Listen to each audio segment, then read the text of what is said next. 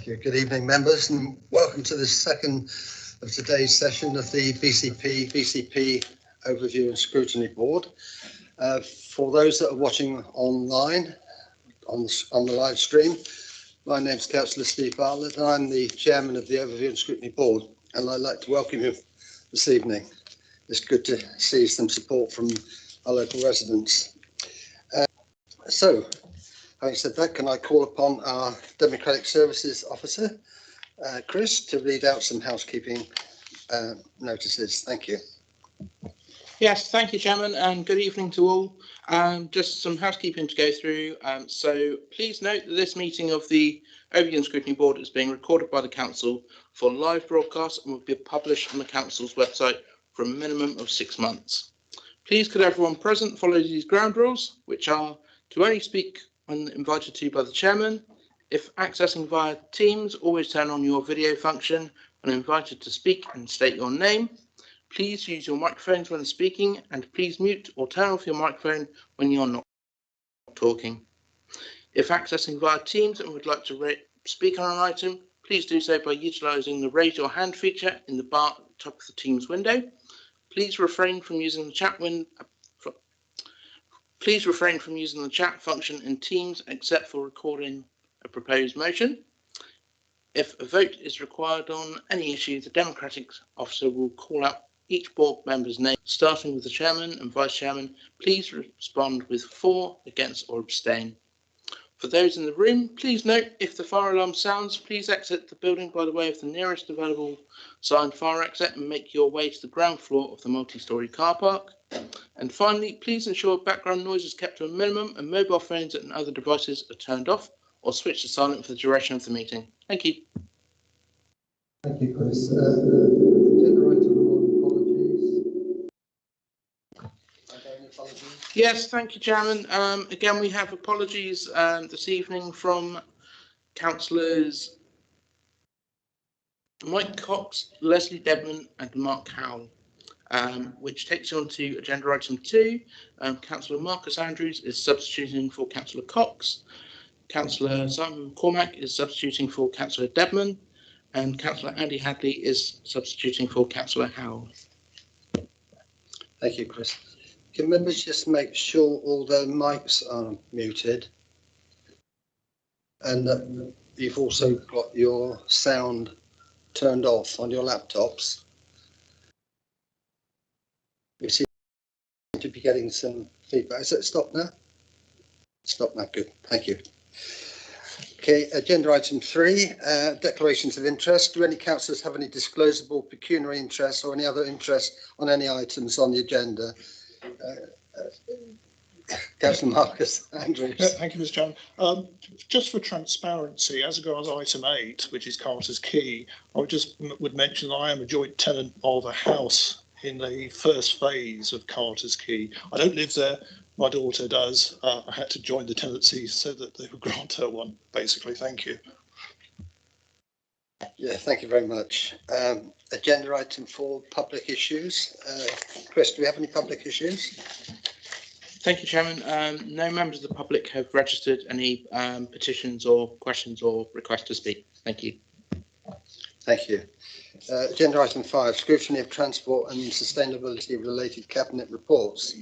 And the report in question is the Bus Operator Enhanced Partnership, in brackets, National Bus Strategy.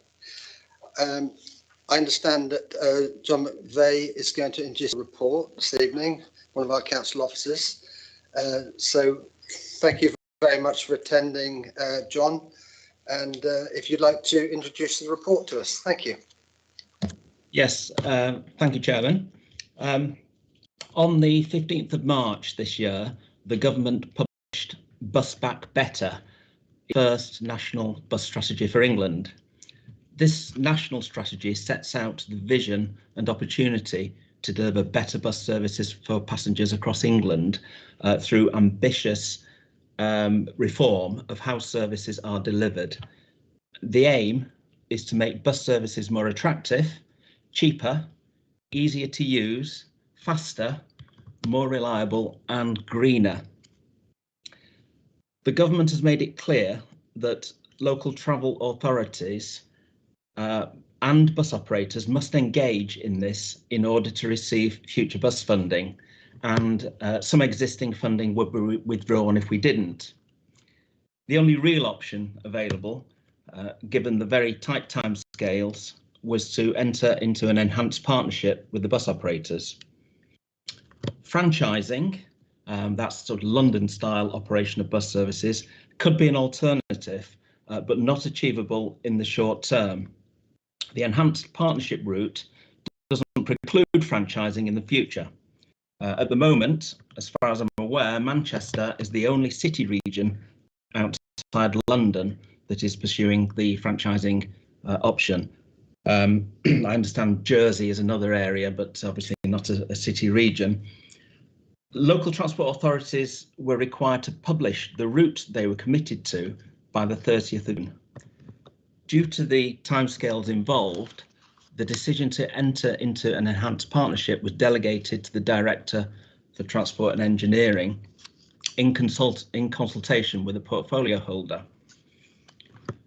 The first recommendation in the report, Chairman, is that Cabinet supports the formation of an enhanced partnership with the bus operators as a replacement for the existing bus partnership.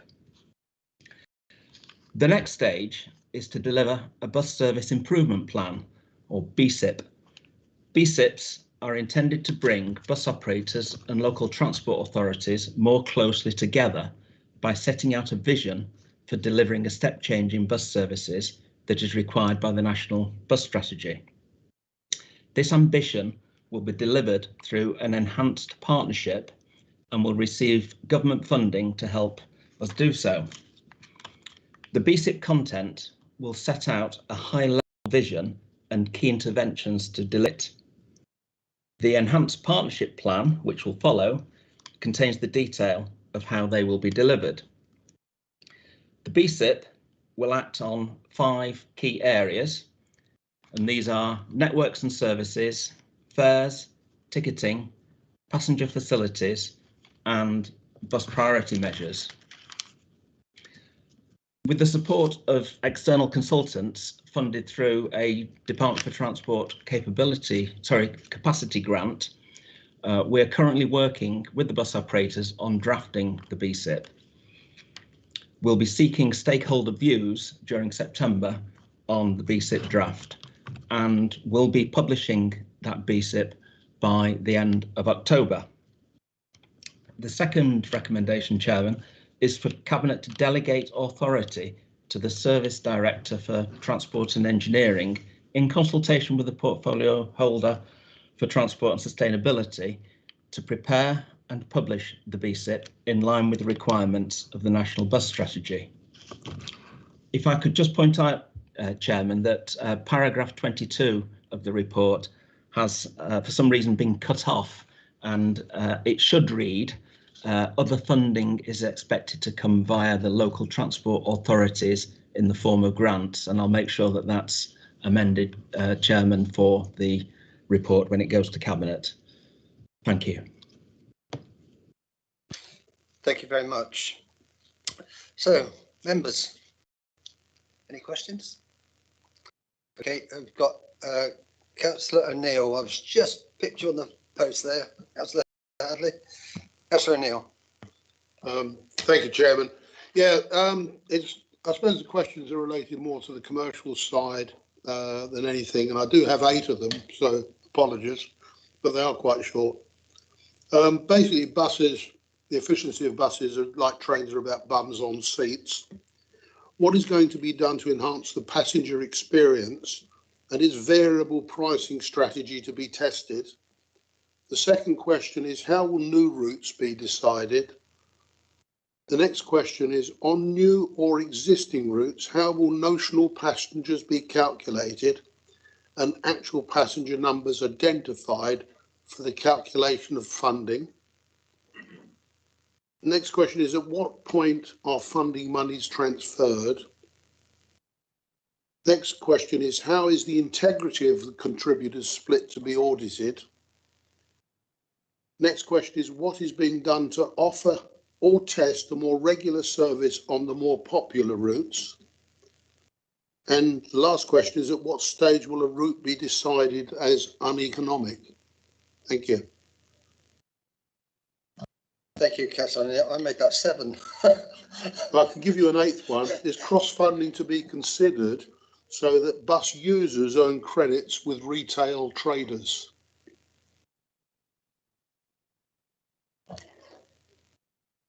Mr. McVeigh, did you get all of those? Unfortunately, I wasn't able to scribble all of them down, and it might be useful if we could go through them One by one. Although I would say I'm not sure how relevant some of them are to this stage of the process, Chairman. Right. Okay. Should we start off with number 1 then? Yeah, buses, like trains, are about bums on seats. What will be done to enhance the passenger experience, and is variable pricing strategy to be tested? Okay, so first thing to say is that buses will continue to be operated by commercial bus companies. So the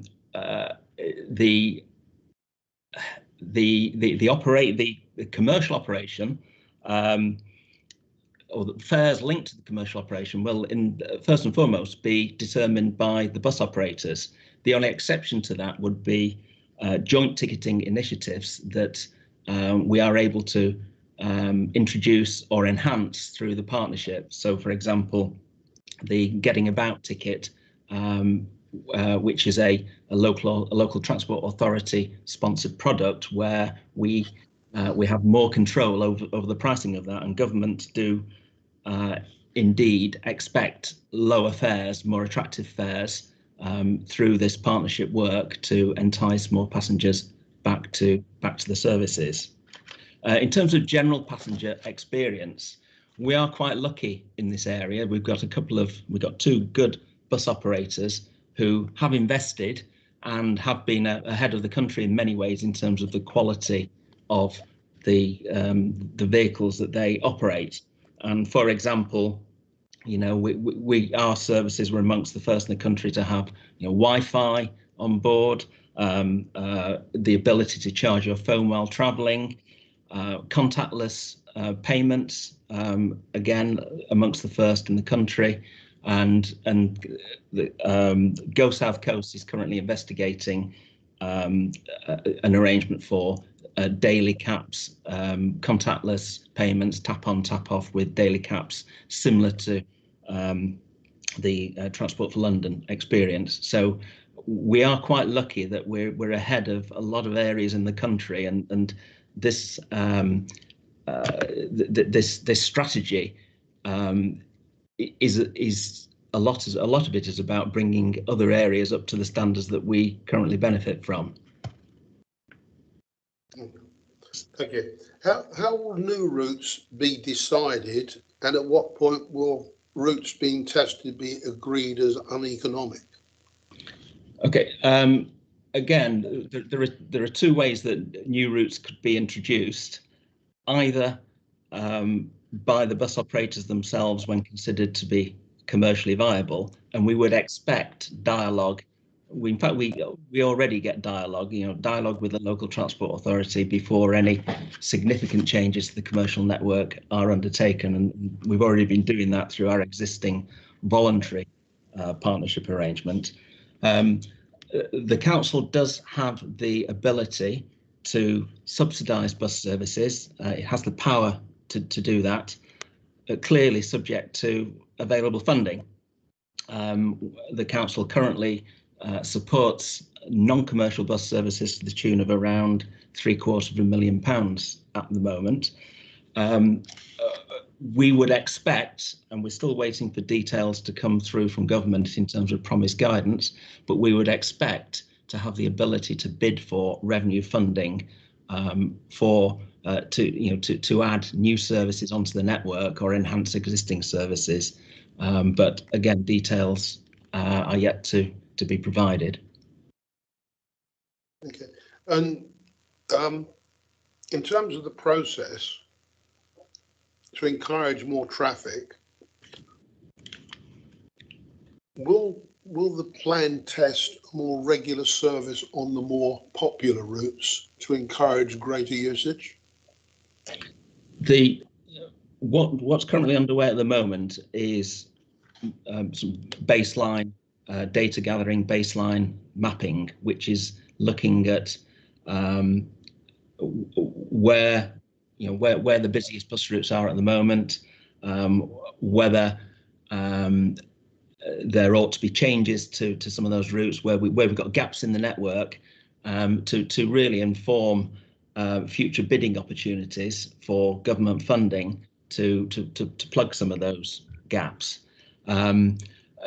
There are data requirements of both bus operators, and that includes information on passenger numbers at the moment, and we will be using that to assess where clearly where the most popular routes are and where we need to work with the bus operators to plug some of those gaps.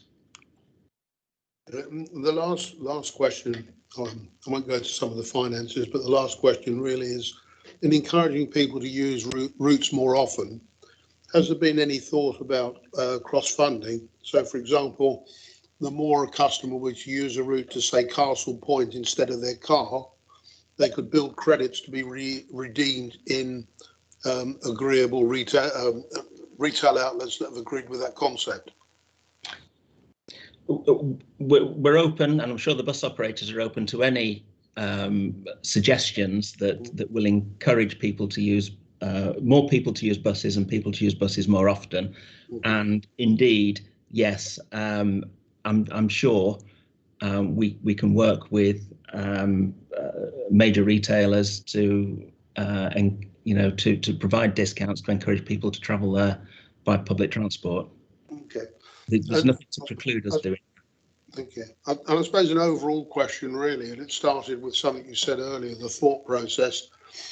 You said we were left with no option but to agree. Is it the funding that's driving the strategy, or does the strategy have very distinct commercial opportunity?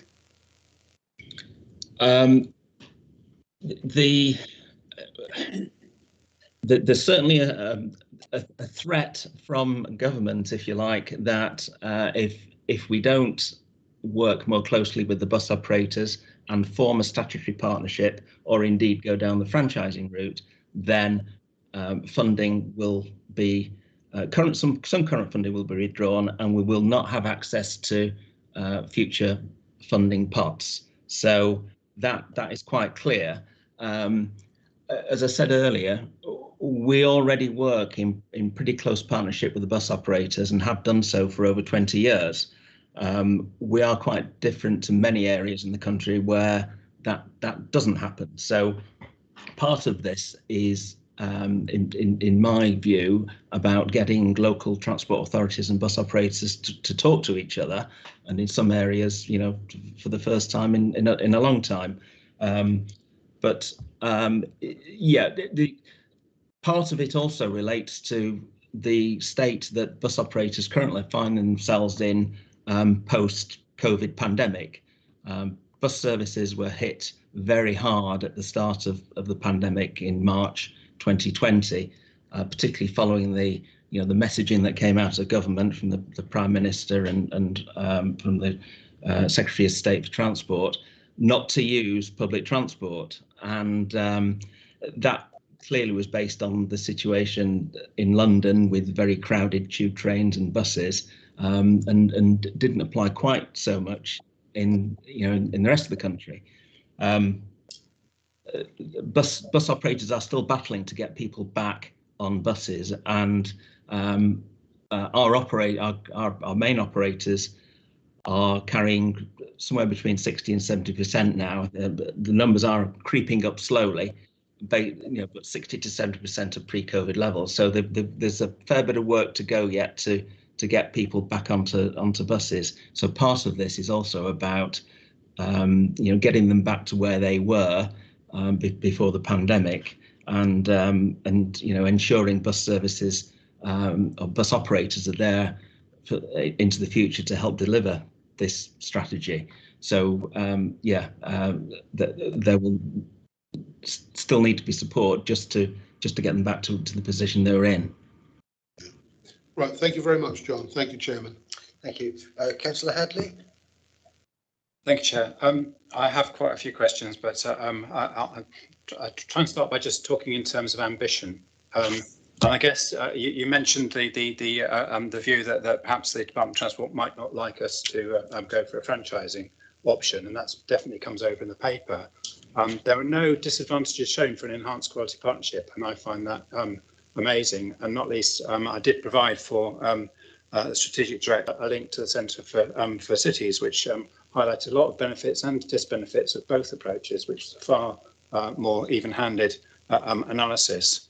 And that's really my big concern. You know, it's about, I could summarise this in one word: ambition. We have a lack of ambition. We're happy to troll along with the existing arrangements, which are really supporting the bus companies. And the difference, I think, between a partnership, enhanced partnership, and franchising is that the whip hand, the control, sits with the bus companies in the existing partnership approach, and the control sits with the Transport Authority, with us, in a franchising approach, because we get to set the routes, the fares, the integration opportunities.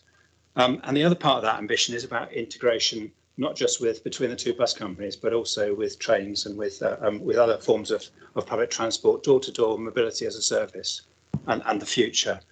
So I'd like to dig into those, if I may, Chair, a little bit further, because one of the bits that's mentioned is that we will only consider franchising if the enhanced partnership doesn't work. And if you read the National Bus Strategy, which is in Appendix 1, it highlights the examples of some barriers in paragraph 10. It highlights some of the barriers to delivering better bus services, and it describes a coastal area, a seaside resort, where there are two sizable rival bus companies that don't acknowledge each other's existence, that have separate city maps which show only their own services, giving the potential for visitors and residents to think there are no buses in parts of the city, have the same route numbers for entirely different routes, and on the busiest routes served by both operators, there can be overcapacity at certain times of the day. There is a multi-operator ticket, but this is more expensive and hard to find out about. Well, this is us. This is in the national strategy as an example of a bad practice that we need to change. And yet all we hear is glowing reports about how we're marvellous, we're the best in the country. So I'm kind of worried about our ambition and about how we think we will integrate this with the Dorset Metro concept, which is part of the Western Gateway, that we are looking to enhance public transport in a wider sense, and to integrated ticketing across the piece. The other piece you mentioned, John, was that Manchester is the only place outside London. And again, I advise the strategic director that Jersey is actually also mentioned in the national strategy. But if you go on the front page of the West Midlands Transport Authority, it's very clear that they state that they operate a franchise-based partnership already, similar to London, which gives them the franchising powers, gives them the opportunity to do things like buses on demand. Obviously, they have trams as well in Wolverhampton to Birmingham, and integrated ticketing across the piece. So I suppose the basic question is, where's the ambition, and why are we not more actively looking at the pros as well as the cons of the franchising routes, please? Is that right, Mr. McVeigh, that we have a lack of ambition? On franchising, Chairman, as we say in the report, we've had very tight timescales to respond to this. We had to make a decision on the direction we were going and publish that decision by June. The national strategy was published on the 15th of March, and the bus service improvement plan guidance came out in May. It's been very tight timescales. As we say in the report, following the enhanced partnership route does not preclude us from going on to introduce franchising. Should we, the local transport authority, feel that is the most appropriate way to go. However, I would say that franchising isn't without risk, and as we say in the report, it's high risk in terms of finance, passenger impact, and reputation. We're not geared up at the moment to be able to operate franchising in this area. We don't have the capacity or expertise to do that. So it's quite a challenge. Greater Manchester or Manchester have been working on this for many months now, and they are, they are in the process of introducing franchising. I don't believe that West Midlands have got franchising up and running at the moment. They may have that as an ambition, but I'm certainly not aware that franchising is in place in West Midlands.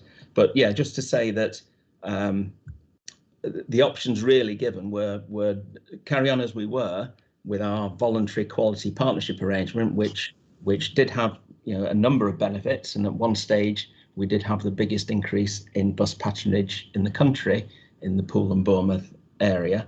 But to do that would close the door for future funding, and the bus operators would lose funding straight away from the bus service operators grant. Government has made that very clear. So really the only option at this point, or at that point, was the enhanced partnership route. But as I say, it doesn't close the door to franchising should it be considered appropriate in the future.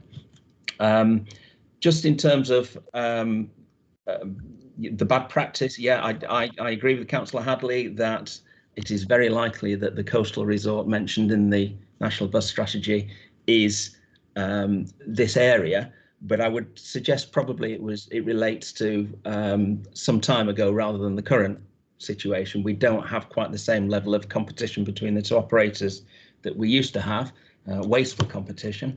But yes, there are a number of issues there that we are picking up through the partnership work with the bus operators, and that includes joint publicity, branding, etc. We recognise the value of the bus network seen as a single entity rather than different operators doing different things. And as an example of that, young people's fares, Yellow Buses and Go South Coast have different approaches to the discounts they offer to young people. It's confusing, unhelpful. We've recognised that that needs to change, and that's something that we aim to change as part of this process. Just the other thing, just to mention, yes, bus rapid transit. Yeah, that is something that that is an ambition, and it is something that I anticipate the enhanced partnership will be considering and working towards, subject to government funding, of course. Thank you. Can I just for clarity ask, does the partnership involve all the local bus companies? Yes, indeed. We've only really got two. We have Yellow Buses and Go South Coast, who trade as Moorbus.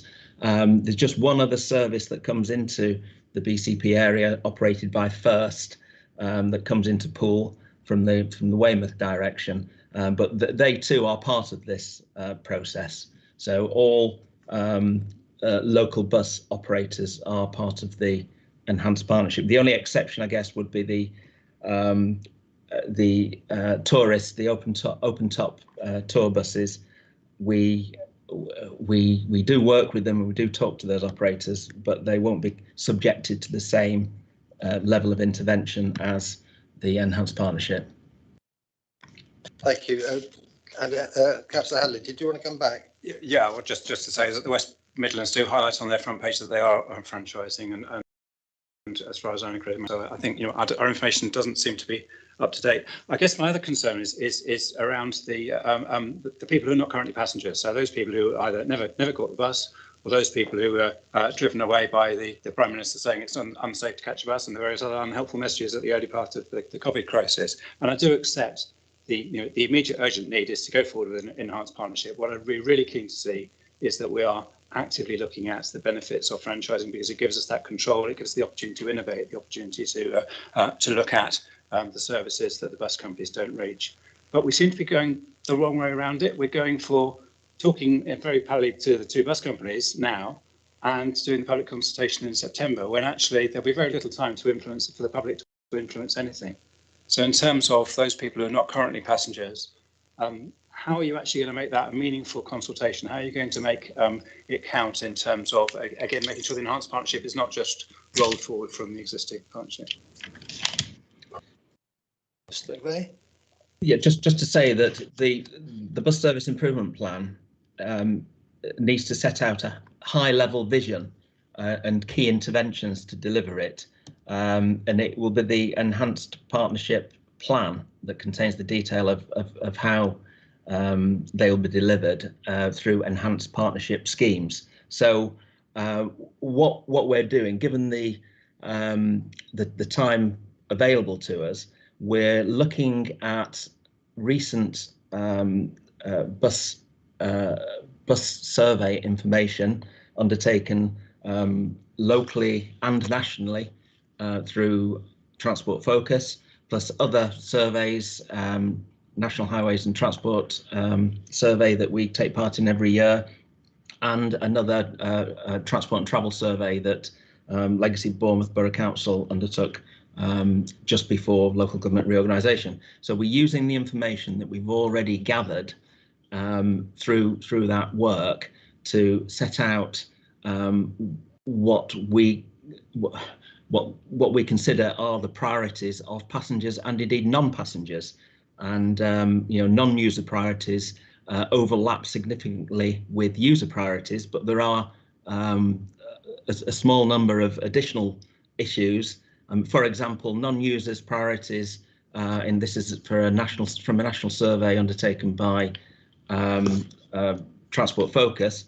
Non-users are interested in live bus times available on a smartphone, ability to pay by mobile and contactless card, and buses running earlier or later in the day. So those came out as priorities for people who aren't currently using the bus that may well consider it if it was made easier for them by introducing those. And that's, of course, in addition to the usual ones of buses going to more places, running more often, and being more reliable, more punctual, and traffic congestion is a huge issue for bus operation, and that's one area that will be considered through the plan. Sorry, could I just ask for an answer on the integration with train, because the main bus routes run east-west along the same route as the railway line, and we have the concept of Dorset Metro, which is little more than an idea, it seems, at the moment, and it feels to me that this should be integrated with that. Yeah, we recognise the importance of integrating with other modes, including the train, but also bike share and possibly e-scooters should they become adopted on a permanent basis. So that is part of the plan. We already have a very good bus service from Bournemouth railway station into the town centre. Buses are up to every 2 minutes at certain times of the day. So good integration at that point, and with coaches as well at that there. Poole railway station is a short walk from Poole bus station. Again, good integration. What we're now focusing on, I guess, is that the first mile, last mile, and people accessing buses through cycling. So we're looking at working with Beryl bikes to get more Beryl bays close to bus stops and principal bus stops in particular, to enable that first mile, last mile journey and integration to take place. We would like to work towards an integrated ticket that includes not only buses but also bike share, and if we can achieve it, and it's difficult with rail, but if we can achieve it, local rail journeys as well. So we have picked up on those, and they will be part of the plan going forward. Councillor Slade, thank you. Thank you. So I'm really disappointed with this paper. I'll tell you why I'm really disappointed. John, you know how passionately I've supported buses for years, and I just think this, as Councillor Hadley said, is just so lacking in ambition. There's several things I've got concerns about. I understand the issues around franchise. I totally understand the timescales, and I hope that because you can switch between the two and it's not a one, you know, it is movable, that we will keep it in mind. What I find really frustrating about this is that in the National Bus Strategy, which I am sad enough to have read, it states on page 4, there will be no return to a situation where services are planned on a purely commercial basis with little or no engagement with or support from LTAs. And yet, when you actually read the proposals of the sort of like big picture BSIP, it sort of talks about, well, you know, we'll do this if finances allow. It feels wishy-washy compared to what the statement the government are saying about, you know, this is a step change moment and we either take it, well, we have to take it, because if we don't take it, there'll be no money. So I'm frustrated by that. I was really excited when I read in the National Bus Strategy that BCPs should make services more frequent with feeder and demand responsive lower density areas covered, and that over provision on key corridors should be reduced to boost provision elsewhere. So in my mind, I'm thinking this is great news for the Burtons and the Hanworthys and the Broadstones and the Moordowns, because it actually means that we're going to get a service that helps people come in to use the rest of the services. And yet what I'm sort of seeing and hearing isn't that, and the opportunity in the National Bus Strategy is there to totally transform it. So I'm frustrated. I'm not frustrated at you, I'm just frustrated at the whole thing. The other thing which I'm so frustrated about is it's really clear in the strategy that they're expecting councils to deliver cheaper flat fares. And yet, when you read in section 13 of the report about the interpretation of what the BCPs are going to do, it says, ultimately, the strategy aims to set multimodal ticketing. It's a local ambition for daily fare capping, subject to financial considerations. Well, it shouldn't be an ambition, because the government says we should have cheaper flat fares, not, well, maybe we'll have some fare capping. The strategy says we should have fare capping and flat fares and cheaper fares. And the report doesn't actually make a commitment to our residents of cheaper fares properly.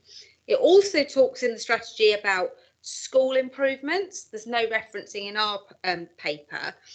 And the most frustrating thing to me about this is that I recognise what you said about there is a Bournemouth travel survey and there is a national travel survey. That's not good enough. We've had £277,000 so far as the paper says, and as far as I can tell. And we've spent some of that on a couple of extra officers and some the consultants that we seem to spend all our money with. But why haven't we spent some of that money on decent consultation if we knew back in May that we were going to make a decision about franchising or BCP, and we clearly had no intention of doing a franchise? The BCP notice was issued on the 29th of June with a deadline of the 30th, so that feels like a bit lastminute.com. We knew back in May. Why didn't we actually commission some proper consultation of our residents to understand why they don't use the bus? I don't use the bus not because I can't get it on my phone, because actually we can. I don't use the bus because it takes too long. It doesn't go where I need it to go. That's why people don't use the buses, because it doesn't do what they need. I don't care about my phone, really. That's people just telling you these surveys what they want to hear. But we should have spent our time over the summer and some of that money on the consultation, so we were in a position to deliver a really good BCP, and I think we've missed the boat on that, which is a real shame. There's not a mention in this paper about a commitment to public consultation, and politically, it's a shame that the portfolio holder isn't here, because they bleat on about public consultation. There isn't any. So that's, you can pass that message back. There's also a commitment to a passenger charter, again, not mentioned.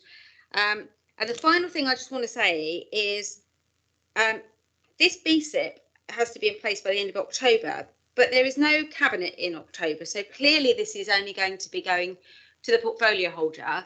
What a missed opportunity for TAG, because when we had TAG, we were able to convene people at short notice between the cycles to talk through and get a much broader set of engagement. And I think this is a perfect reason why we need to bring it back. Just referencing, sorry, there was one more thing that I just want to speak about on pricing and schools. I think we should be making a strong commitment, John, and we've had this conversation over many years. I think you know what's coming. We should be making a strong commitment with our bus companies on radically supporting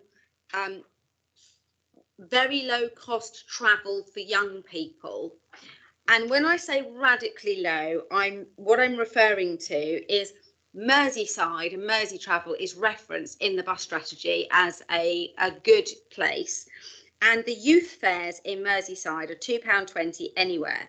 Did you know that the term time pass for schools in Merseyside to stay within your zone, which would be similar to our sort of town areas, is £93? The comparison for Merley to Broadstone is £213, and from Westbourne to Parkstone Grammar is £279. If we can get our school term fares to £93 for a term, you would slash the problem with school run traffic. You would get people committed to buses. You'd turn them around to buses long term, without it costing, you know, the council huge amounts of money, because you're building the future. And I really wish this paper actually set some really ambitious ideas around how you can transform congestion for the whole area and everything else. It just feels like such a missed opportunity. And my beg is, between the 31st of October, because it's too late to do anything more meaningful, and April when we issue the plan, the partnership, please can it look a lot more like that? Because I think then we would all get behind it, but it would be a lot better if it had wider engagement through something like TAG. Sorry, Lydia, TAG? We used to have the Transport Advisory Group, and Paul, the Unity Alliance, sorry, I said I'd never mention it again, but the previous administration brought back a cabinet-led multi-party group of people who were convened in between the cabinet cycle and were able to work on these things. So it didn't slow down cabinet. Obviously, it had to be stopped when the pandemic came in, but it has not been reignited by the new administration. Thank you, Councillor Slade. I mean, I'm not sure how you can answer all that lot, because it's questioning the whole policy here. And I'm sure you're probably aware of some of these thoughts, Mr. Clay, but if you can give us a response, please do. I think, Chairman, it's just important to note that this is the bus service improvement plan that is currently being drafted. We haven't got a document to share at this point, and it's the plan that is delivered through the enhanced partnership, which follows. In terms of consultation, Councillor Slade said yes, people don't use the bus because they take too long and they don't go to where people need to go.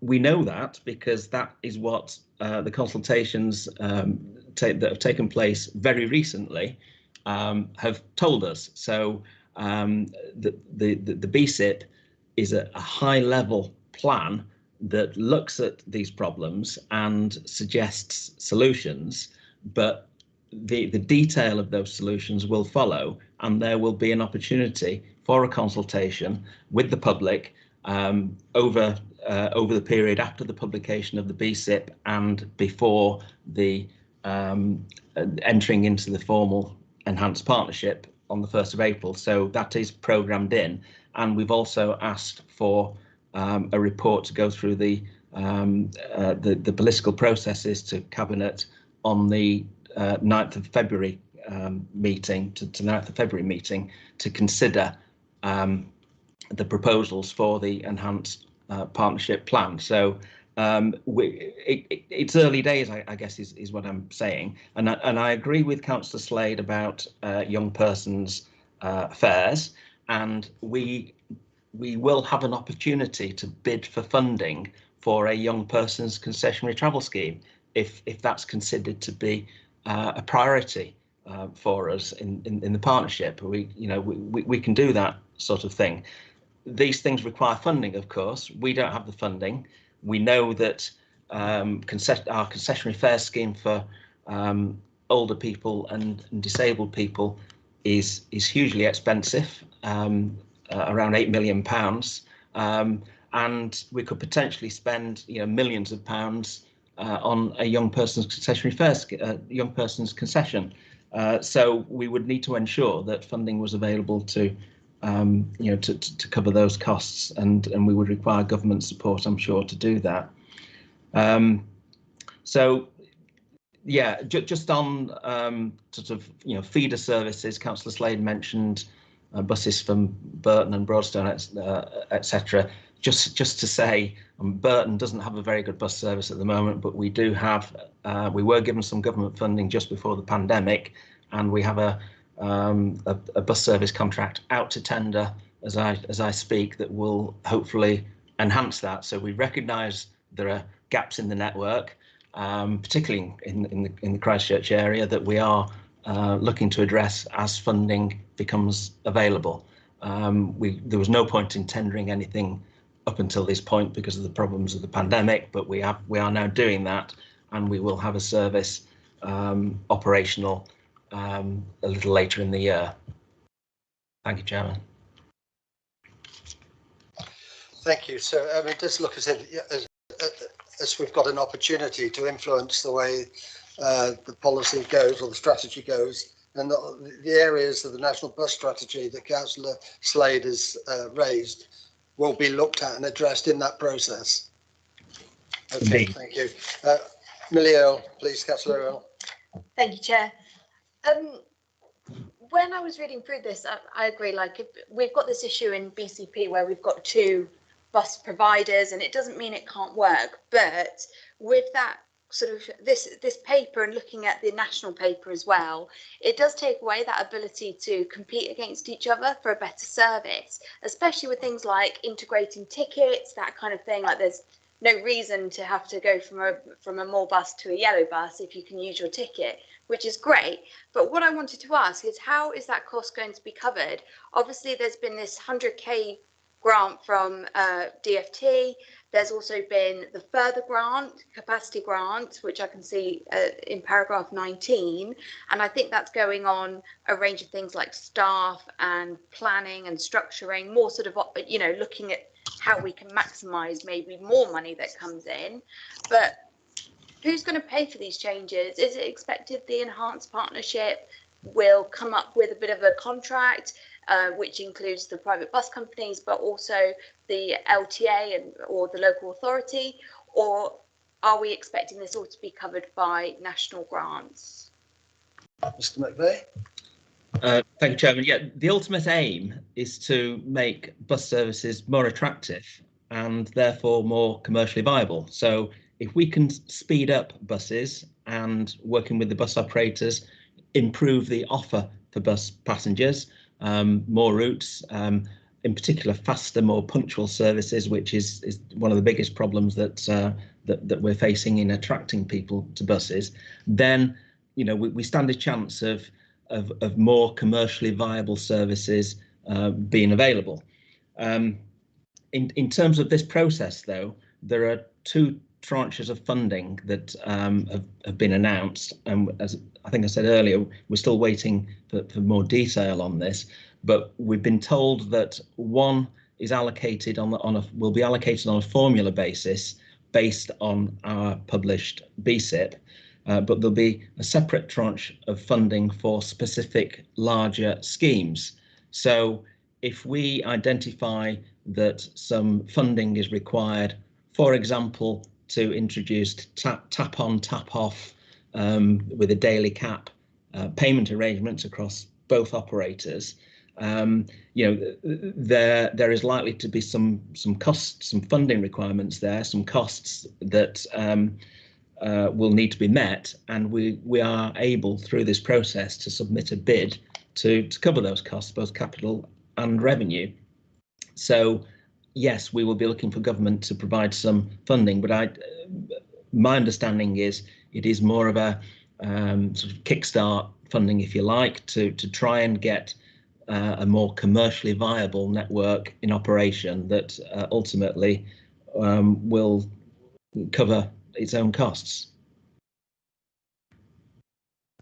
Thank you. No, I see it's definitely like an investment opportunity. I think what kind of annoys me a bit about reading the paper is that the profit of that is going to be going to the private companies, and they're not bad companies, but there's other ways to produce a really, really good bus service, and we see it in a lot of places where they do use that franchise opportunity. I think it will be really interesting to see what other councils do, particularly larger councils, one similar size to us, and see if anyone does take that franchise opportunity, because I think there's real scope to be ambitious.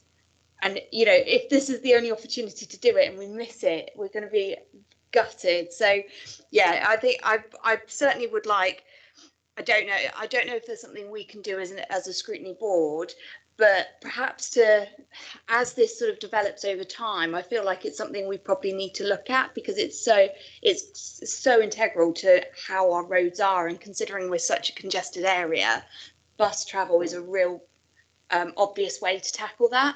So yeah, I'm not sure what we can do in the future, but I think it would be helpful too. Thank you. Thank you. I think, just judging by what Mr. McVeigh said about the future and the way that the policy evolves and the detailed plans are produced, and we will have an opportunity to look at that. And I'm guessing at some stage something will go to Cabinet for approval, in which case we would necessarily get involved. Councillor Hadley. Yes, thank you, Chair. I'd really like to make a recommendation to Cabinet, and it would be to add some wording to the second paragraph and create a third paragraph to the recommendation. The Bus Service Improvement Plan to include a balanced review of the benefits of moving to a franchise model within the next 5 years, with a special regard to Dorset Metro concept, multimodal integration, and the development of mobility as a service. And we don't have to pay anything. We could just look at the West Midlands, West Yorkshire, and the Centre for Cities have actually mapped out, the pros and cons of these things. And in both Midlands and Yorkshire, they've chosen franchising as an option. And then to add a little C, that the evolving bus service improvements plan, including longer term ambitions, does come back to Cabinet for approval, especially with a view to bidding to the Western Gateway for funding for other elements of the integrated public transport. Do you have a seconder? I'm happy to second that. Councillor Earl. Members, does anybody wish to discuss this any further? Because if you don't, we'll put the move to the vote. Okay, all those in favour of the amendment to the report?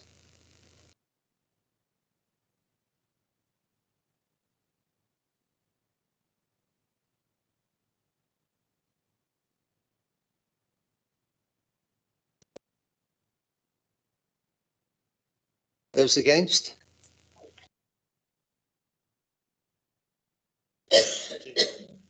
Abstaining? Thank you. So we do have an amendment and an additional recommendation to go to Cabinet. Members, I think we've really had a good go at this report. It's taken nearly an hour, actually. If there aren't any more questions, Councillor Farr.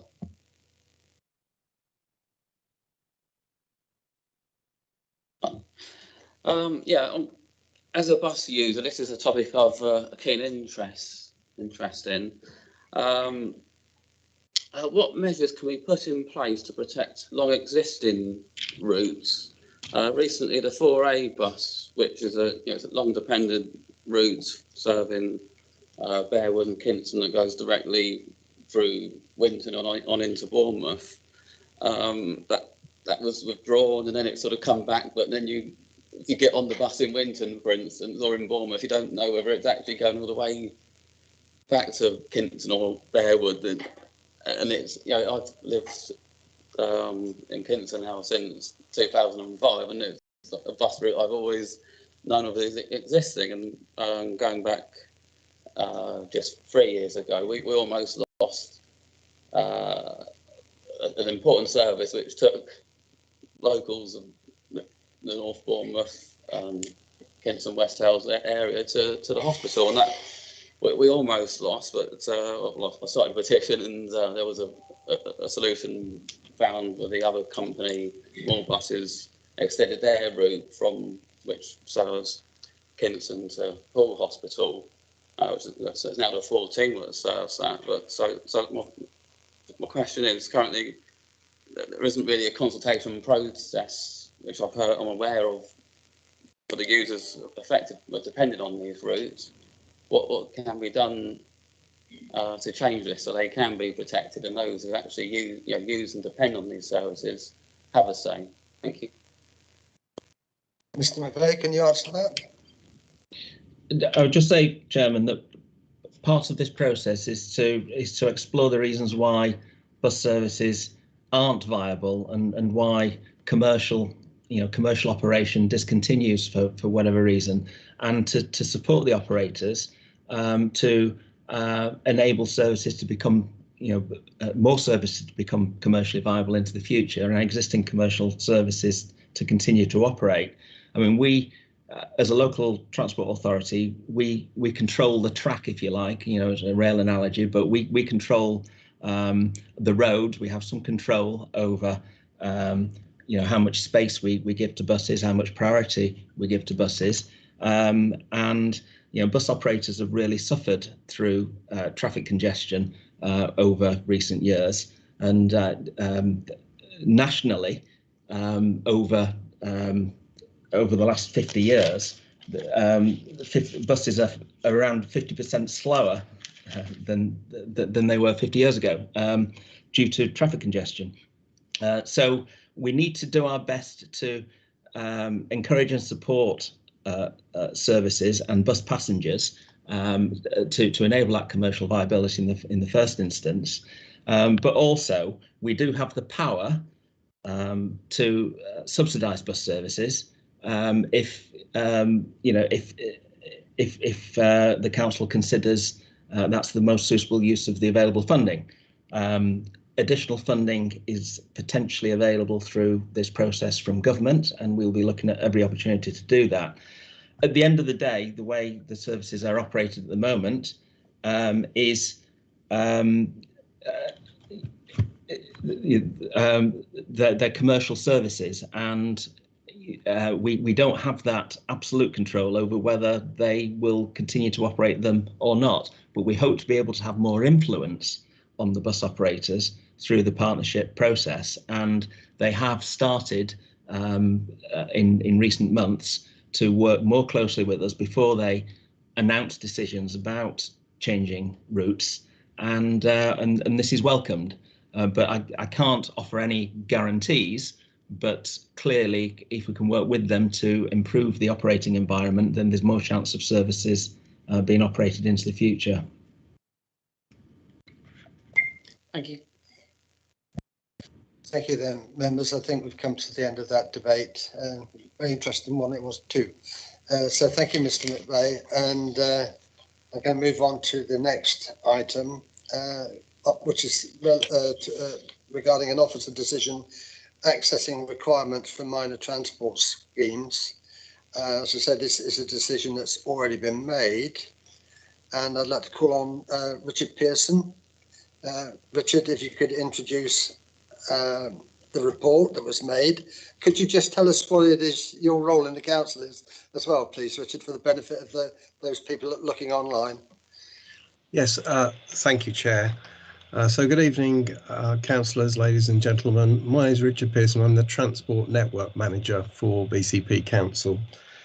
So I was heavily involved in drafting this officer decision record, working with my teams of staff. So on the 24th of June this year, the council published an officer decision record setting out officer guidance for assessing minor traffic scheme requests. The council receives many requests. I think members will not be surprised to learn that, from a wide range of sources for minor traffic schemes, including from residents, councillors themselves, and from local businesses. And in the context of this guidance, these are defined as minor alterations to the highway. They might include things like signage, road markings, speed limits, crossing facilities, or safety measures. Guidance describes the method of assessing and, where possible, ranking these requests to ensure that any capital programme funding is invested where it is most needed. And of course, there is a finite amount of funding, so it's important to try and prioritise that and target it to those scheme ideas or locations where we can achieve the most with it. Requests include safety measures to address antisocial or illegal driving behaviours, such as speeding, or interventions to treat locations where collisions are occurring. The council also receives many requests from school communities, parents and residents for measures to improve safety outside schools or on the routes to a school, particularly for children wishing to walk, scoot or cycle to and from school. In addition to the above, the council receives numerous requests for crossing facilities to aid people who wish to cross, walk or cycle across the borough. These can take the form of simple drop curbs to assist with wheelchair users across particular minor junctions. They can also include more formal facilities such as pedestrian refuges, zebra crossings and signal controlled pedestrian crossings. The council also receives requests for alterations to parking restrictions and other matters of that sort on the highway, such as yellow lines, keep clear markings, speed limit changes, and other signs and road markings. These types of requests will usually require traffic regulation orders to be advertised, made or altered. So it is appropriate, we think, to assess all of these requests against the council's transportation aims as set out in the local transport plan, so that the schemes are only progressed if they do support these overall aims. The officer guidelines contained within this report are designed to give officers the ability to fairly assess, rank and prioritise all these requests. The assessment process outlined in the report covering the following requests. So it's drop curbs, pedestrian crossings, as I've mentioned, safety requests, safer routes to school requests, slow down signs, speed indicator devices, which we abbreviate SID, and vehicle actors, which we abbreviate to VAS, 20-mile-an-hour zones, and also 20-mile-an-hour limits, which are slightly different. Traffic regulation orders and also non-traffic regulation order type modifications. So we believe it's important that there is a robust assessment process is in place for all of these types of requests, so that a clear explanation backed up with empirical evidence can be given as to why one request was ranked more highly for implementation over another. In addition, the assessments will explain the rationale behind the spending of the local transport plan funds for these types of measures.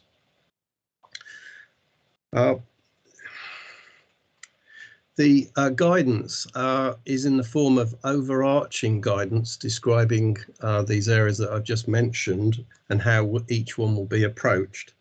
And then there are specific appendices which set out the sort of assessment process that will be used to try and score and rank these types of requests.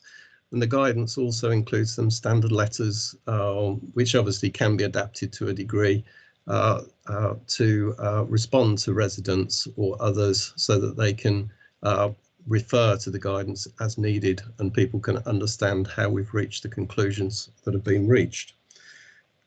It's important to understand that this is an officer decision, so it's only a process by which these matters will be assessed as a starting point. And this will then form advice to the portfolio holder, whose decision it will ultimately be as to which of these schemes he chooses or she chooses to take forward here at the moment. And obviously that's also in the context of the budgets available. The budgets available for the LTP do vary annually, and the portfolio holder is also heavily involved in deciding how much to allocate into each of these sort of types of request areas. And that decision is in fact subject to cabinet approval as well. So I think that's a little bit of a basic introduction to what the officer guidance and decision record is setting out and seeking to achieve. And obviously, if there are any questions, I'll be pleased to take those. Thank you, Chair. Thank you, Richard. Councillor Hadley. Thank you, Chair. Yes, so I raised this with you because I have a number of concerns around this. I think the biggest concern is actually a statement which suggests that around 20 mile an hour zones, and it suggests that they will only consider the appropriate solution because there's insufficient evidence or research available to provide a definitive link between the introduction of 20 mile an hour limits and casualty reduction. And I was really shocked to see that. Because I happen to know that the World Health Organization have published a report that shows very clearly a direct correlation between speed and death and serious injury. And the European Union have as well, and the Department of Transport. In fact, the Department of Transport recommend that local traffic authorities should consider the use of 20 mile an hour zones in residential streets and other town and city streets with high pedestrian and cyclist movement. So I think it's actually not becoming of an authority of our size just to suggest there's not enough evidence out there. There was very recently, the University of Westminster took some evidence from the low traffic neighbourhoods in London in 2020, and they highlight a halving of casualty figures in those zones as against zones that weren't covered by an LTN in London.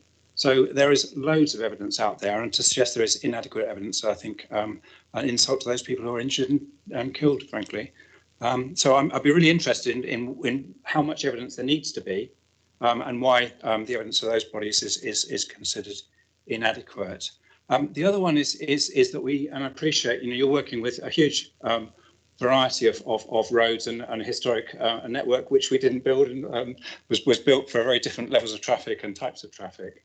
But the idea that everything is based around injury statistics in terms of whether it's deemed worthy of a measure doesn't tie with our local transport plan, which has things like safe routes to schools and other ways in which we do things, or with the emerging local walking and cycling improvement plan, which is about suppressed demand, about those barriers that prevent people from walking and cycling, from feeling too afraid to go along a road or across a crossing or through a bridge. And so how do we move to a more modern way of assessing demand in terms of how do we support the aims and objectives of the local transport plan, but also very specifically the LSWIP. So that was my second one. The third one was around visibility, and we've just this afternoon there was a session around reimagining the council and how we transform the council, and a lot of that is about accountability. So we talk about, and you talked around whether it's a school or a group of parents come forward with a scheme they'd really like to see, and the officers rank it, and it's great, we've got this internal mechanism to do that. But how do we then make that visible back to the public, that there are actually 365 crossings awaiting approval, and only the top 10 can be funded out of this financial year, portfolio holder allowing. Now, again, we used to have Transport Advisory Group to have the opportunity to surface those things, both for members but also for the public.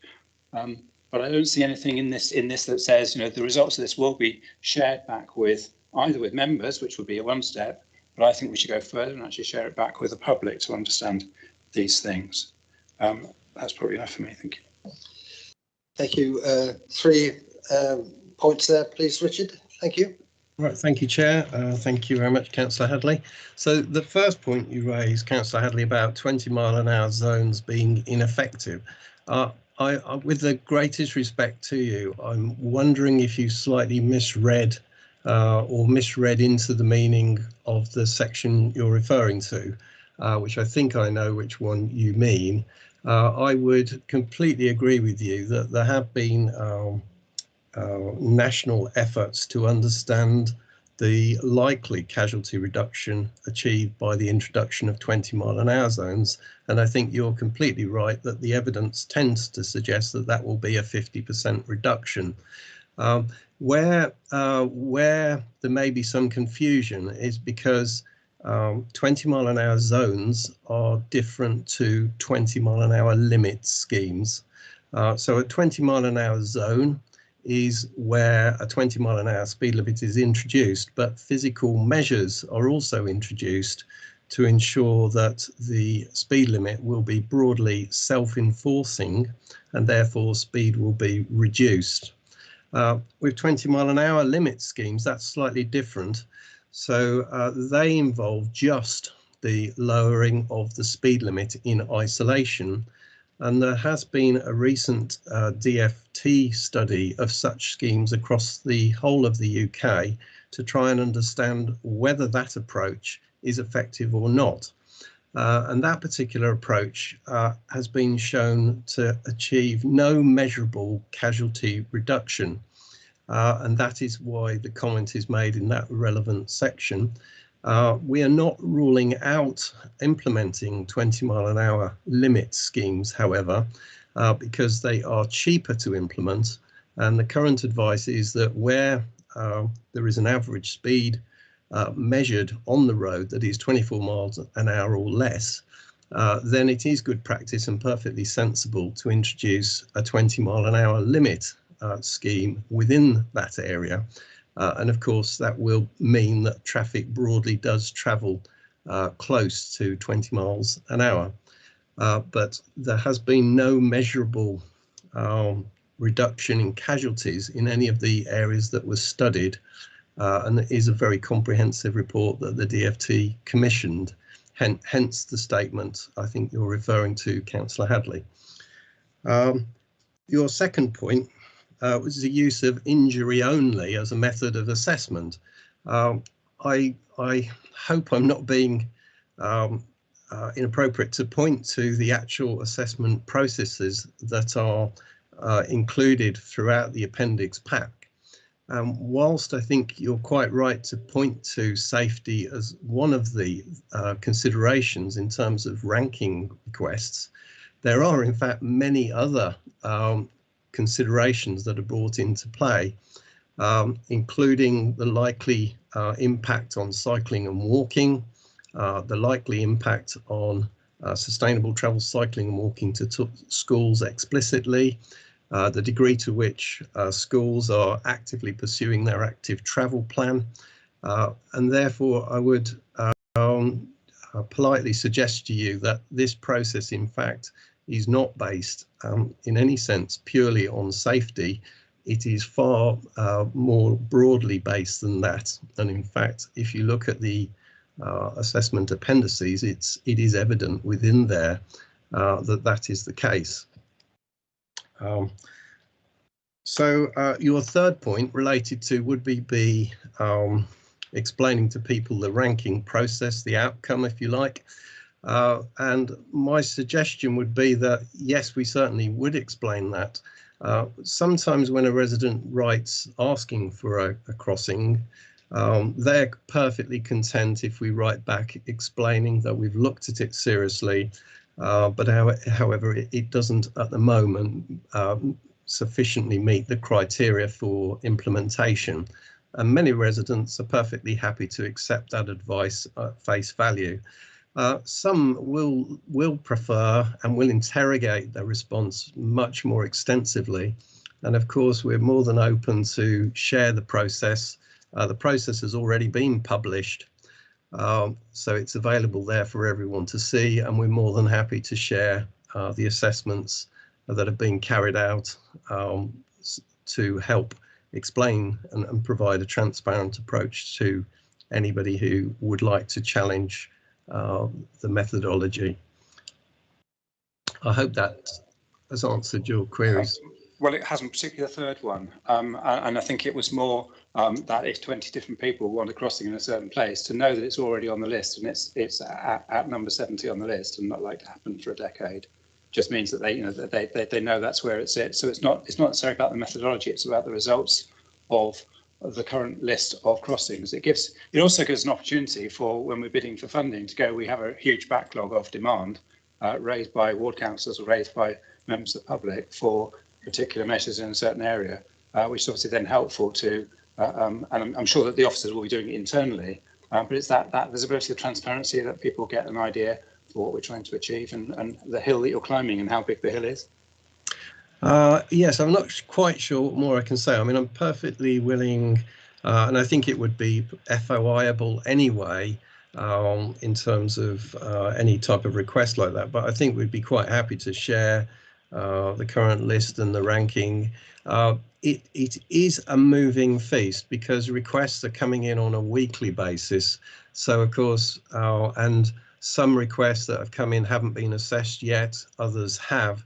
And of course, the capital programme is agreed annually in advance of the year to which it applies. So there's a batch of schemes that we're intending to deliver. There can be reasons why not all of those are delivered in a given financial year. It may be that other schemes are brought forward to replace any that are proving to be difficult to deliver. So it is a little bit of a moving feast, but there's no problem with explaining to individuals where their particular request sits within that process if they're particularly interested to find out. So and certainly in regard to any grants for funding, then of course if the DfT came up with a walking focus grant, then of course the list of requests would be very pertinent to that and would certainly be considered.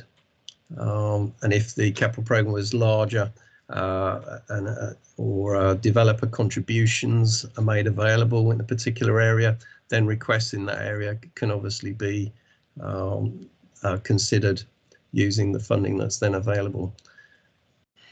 Thank you. Thank you very much for that, Richard. I have to say that, you know, with our new digital access to all of our residents, I think it would be a really good idea for this information, because I know from my own personal experience that the amount of staff work created over just following up and tracking what's happening to road improvements, not just for myself, my ward colleagues, the residents and officers, over a period of 18 months or 2 years, can stack up to an awful lot of nugatory effort. Which may not be expended if there is a list on the website telling you exactly what the status of any particular application or agreed piece of work, where it is. So I think if there is a way that we can get it on the website, perhaps a word with Mr. Ruslip might find a way of getting it on there. I think Councillor McCormack, you was before you. Thank you. Thank you, Chair. Just one question: is this method, is it going to be used on applications from the 21st of June onwards, or is it going to be applied to applications that were submitted before that? In the current capital programme, there's quite a lot of legacy schemes from the legacy councils still working their way through that process. And so there wasn't a sense that we wanted to stop things that the council or the legacy councils had already committed to. And also I would say that the principles outlined in the assessment process are not new in that sense. They would be the kind of common sense principles that were previously applied anyway, but we wanted to set them down formally, publish them so that residents and councillors can see exactly how we plan to approach this topic and kind of improve the transparency of our work in that way. So I hope that sort of answered your question, Councillor. Before I bring Councillor Slade in, Julian McLaughlin has got his hand up and he's in on the call. So if you're there, did you want to come in on part of this debate, Julian? Yes, thanks. Just to say, I'm the Director for Transport and Engineering. I'm the person that made the decision on this aspect. I just wanted to reassure the members that I totally and absolutely agree with them that the key aim for this is, because of the amount of work and the amount of aspiration from the public, is to actually form a position and approach, which is what this paper is about, and the method that's associated with it, so that we can get to the position of actually showing them and having a proactive approach. But at the moment, until we moved forward with this decision, we were dealing with a number of different approaches. So the efficiencies that we will gain now through Richard's team, and coordinating that with the resource that's coming through in terms of our first approach to a harmonised service, is actually really welcomed. And with that will become the better approach and a position to actually facilitate the outcomes that you'll wish for. And actually, to be honest, many of the outcomes are there, but we're not celebrating them fully at the current time. So a more efficient service from the officers is what this paper's about the method. And with that will come the outcomes. And I totally agree with members, it needs to be transparent. Just hope that helped. Thank you. Councillor Slade.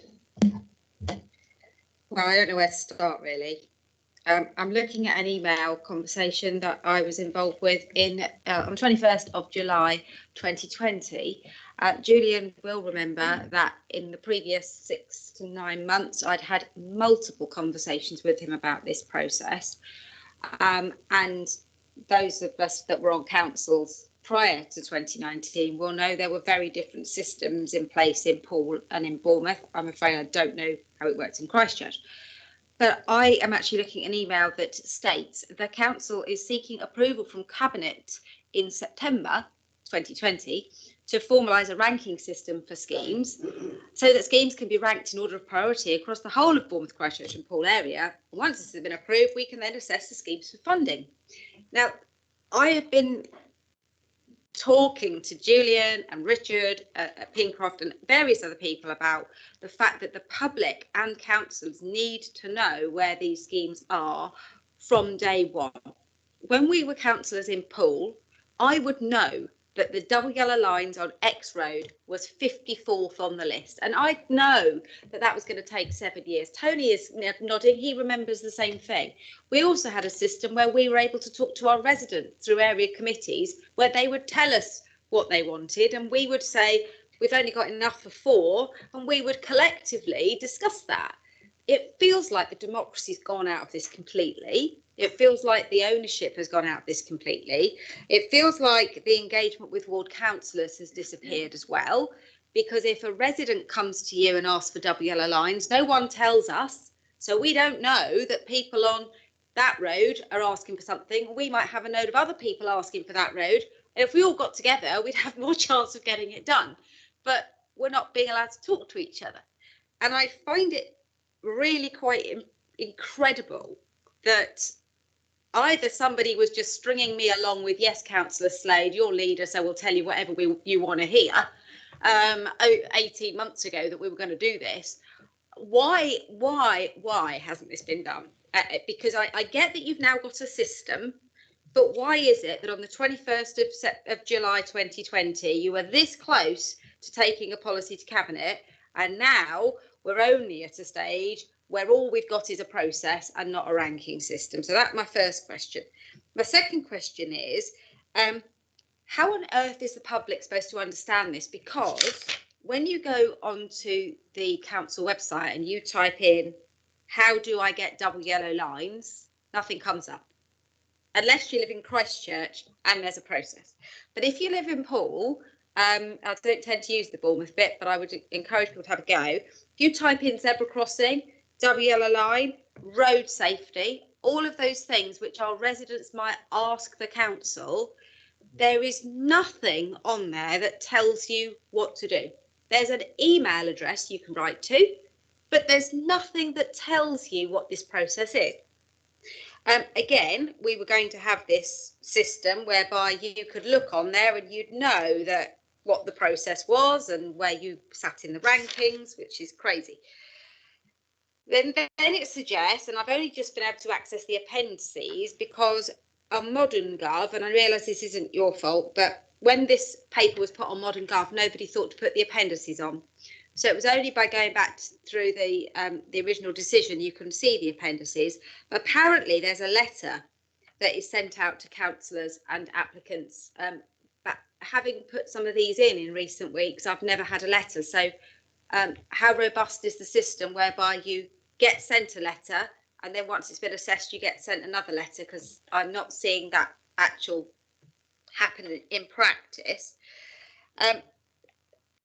A couple of other things about 20 miles an hour. I'm flabbergasted, actually, that the paper says that in 2013 the government made it more flexible and more opportunities to do 20 miles an hour.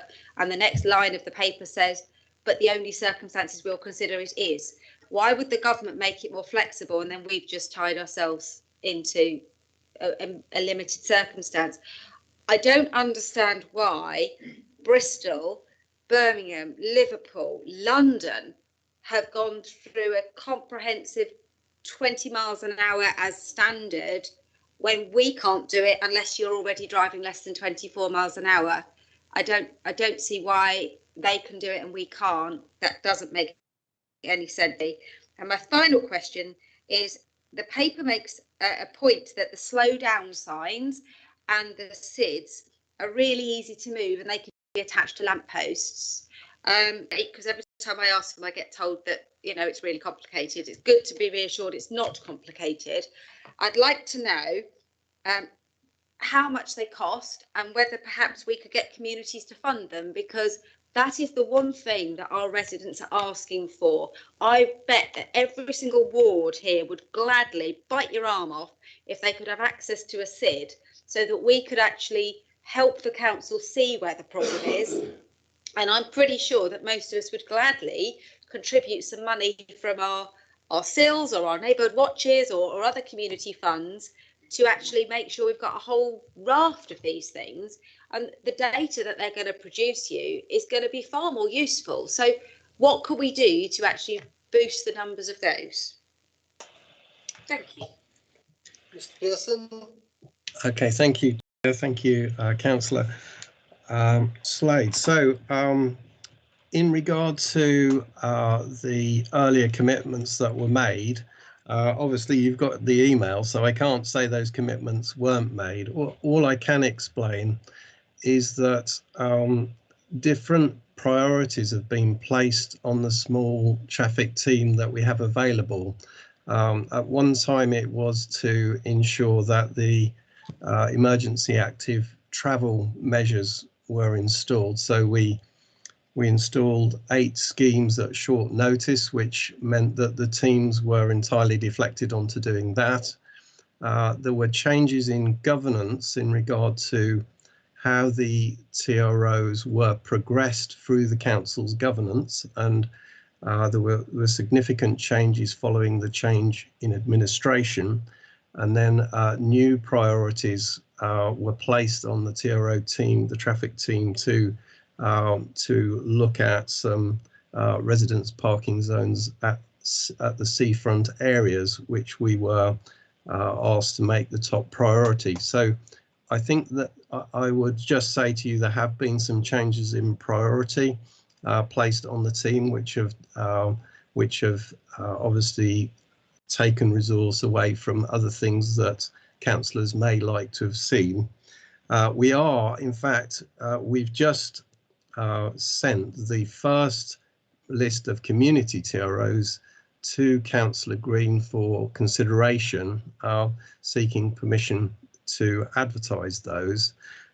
Councillor Green isn't here tonight. I have worked with him previously, and I believe his intention is to consult with ward members on all of those and ask them if they're supportive of those requests going forward, because I know he places a high level of emphasis on what the ward councillors in those areas will think about those requests.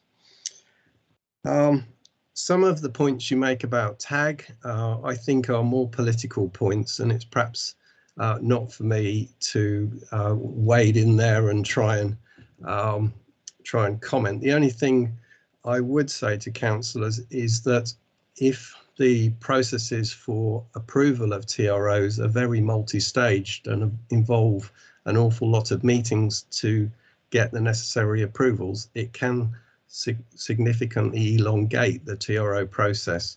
And I'm not sure that is all that helpful because obviously most councillors and officers would like to get on and do things that appear important and appropriate to do. Councillors do receive responses if they're passing on requests for traffic regulation or double yellow lines or whatever it is from my officers or sometimes myself, and also residents receive requests, and so I'm not quite sure why you're suggesting they don't. And if there's any that haven't been responded to, obviously I'd be glad to look at those outside of the meeting and consider them.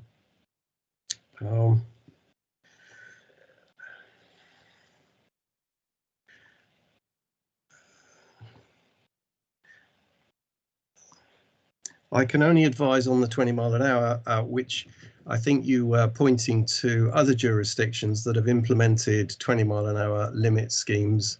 The advice I would give is there has been a survey commissioned by the DFT, as I mentioned before. Atkins conducted the survey. It is available online if it's quite a lengthy document. What it concludes is there's very little measurable speed reduction achieved when only the speed limit signs themselves are changed, and there was no measurable reduction in casualties. However, that does not mean to say that putting up a 20 mile an hour sign may not have some wider community benefit, and that might be something for councillors to consider.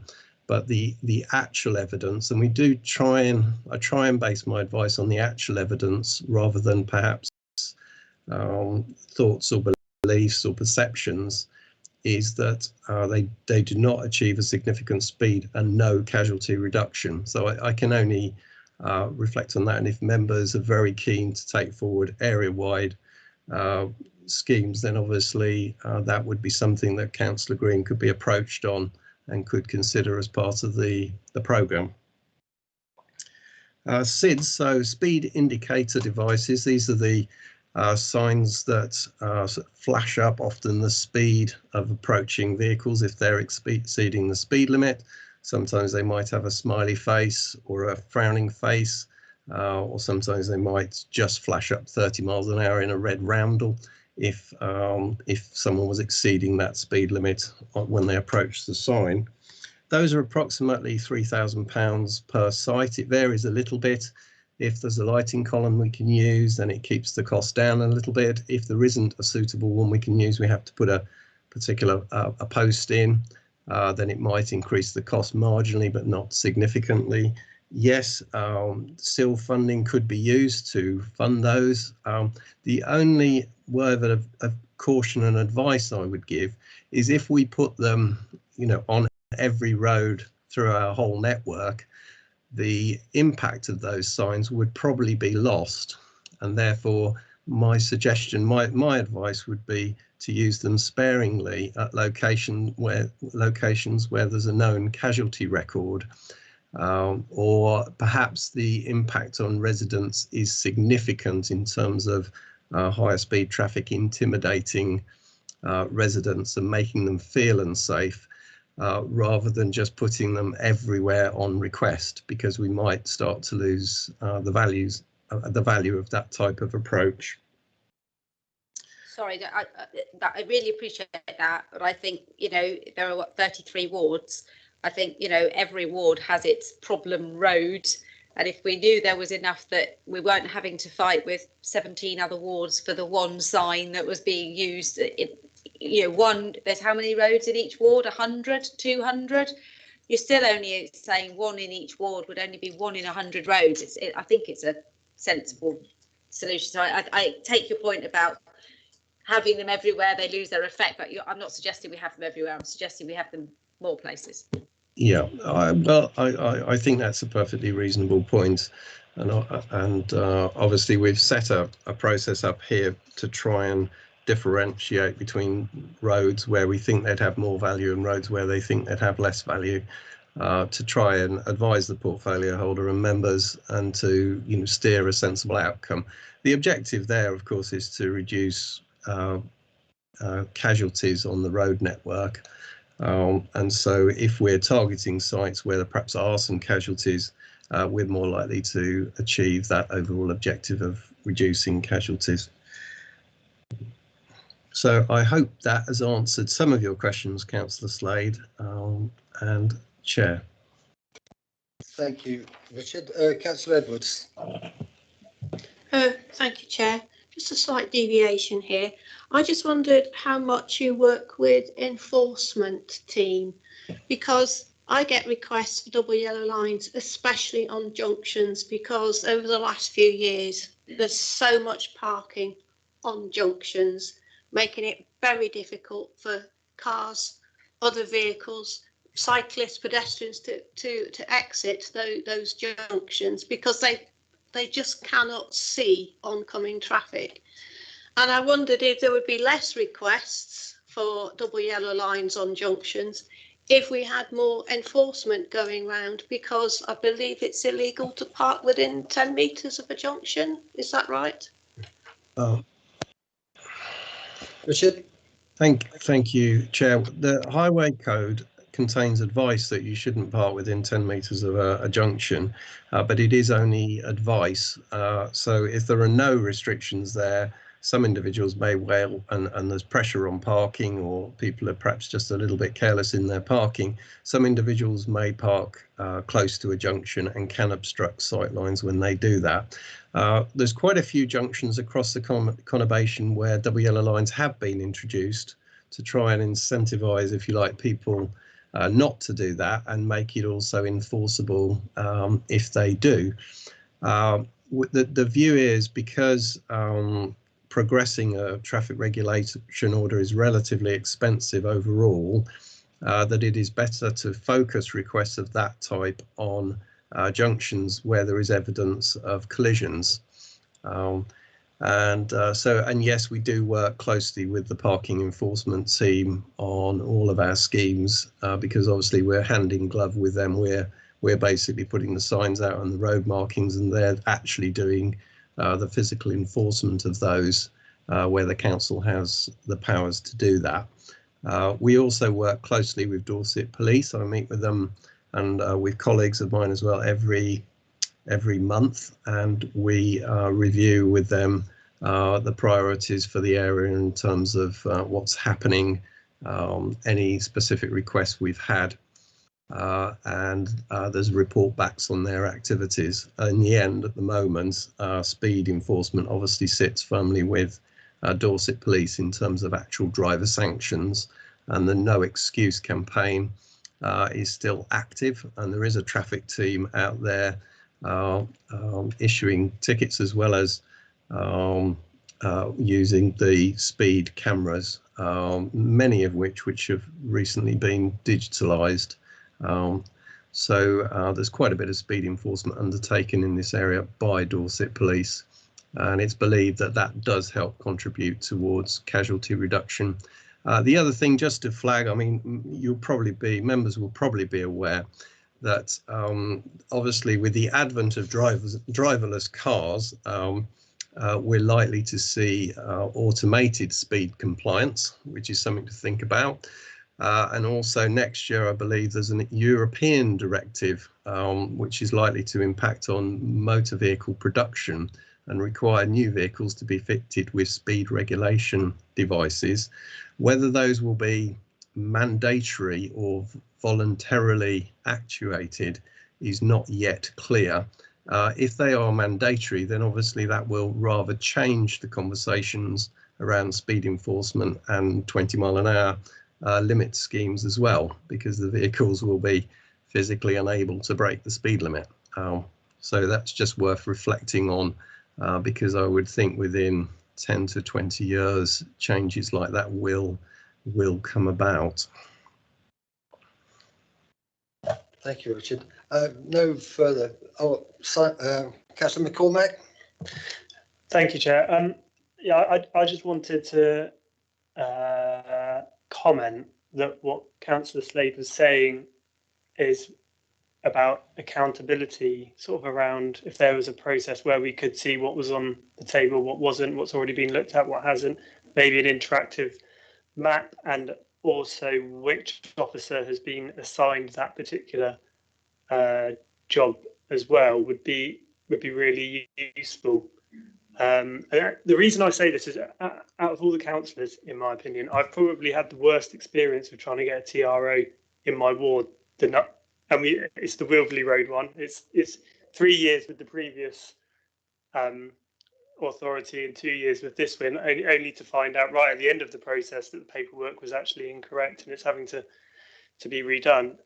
And if we had an interactive system, that mistake probably could have been picked up by somebody a lot earlier on, that there was a mistake involved in that. So I would really like to see a system where we could see perhaps something like the planning system, where applications go in and a case officer is assigned and the maps are put up, and you can see what's being applied for and all that. So that's all I wanted to say. I wanted to make a comment rather than any sort of questions or anything. Thank you, Councillor McCormack. Did you want to come back on that, Richard, or?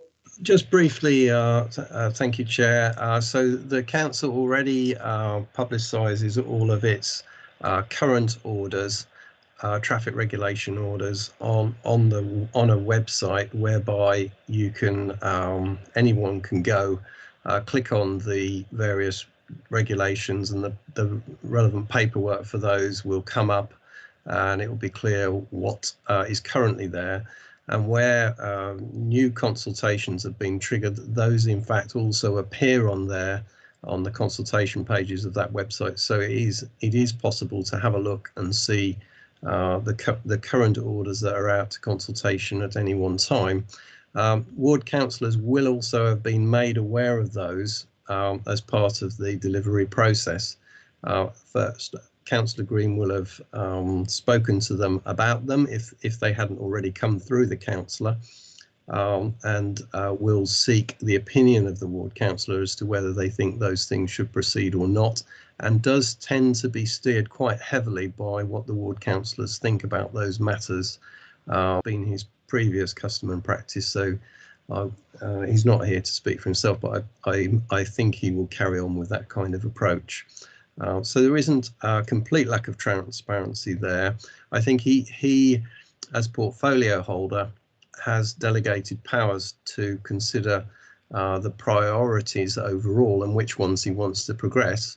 And this guidance is really just there to help officers make sensible recommendations based on the current policy framework, which I think the vast majority of time, I think he's likely to accept those as being sensible and progress the ones that we recommend. But he may on occasion have a particular view about some things, or he may decide to be influenced heavily by ward councillors on some matters, and that's those are matters for him. Thank you. Yeah, thank you, Richard. I see nobody else indicating now, so I think we'll bring this to a conclusion. Richard, can I thank you most sincerely for your very clear and concise and comprehensive answers.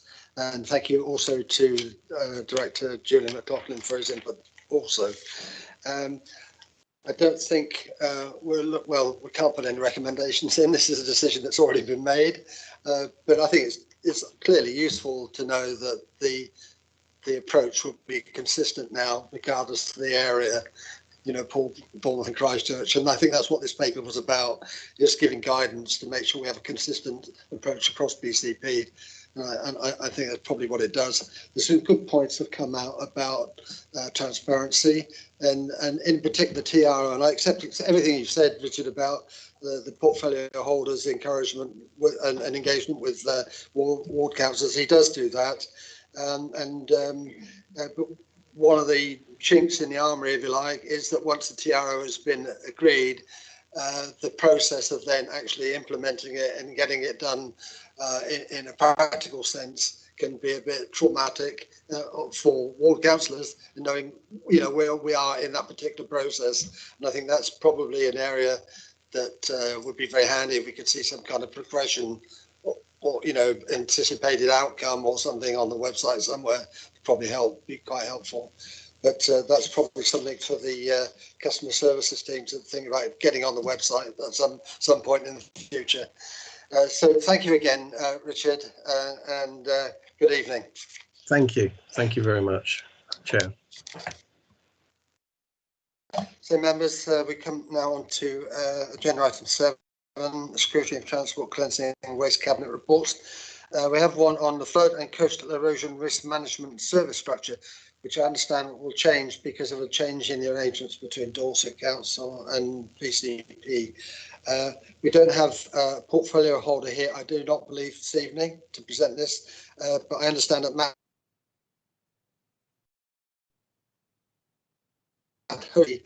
is going to us. Matt, could you just introduce yourself and tell us what your role in the council is, please? Hi, yeah, so I'm Matt Hosey, Head of Flood and Coastal Erosion Risk Management.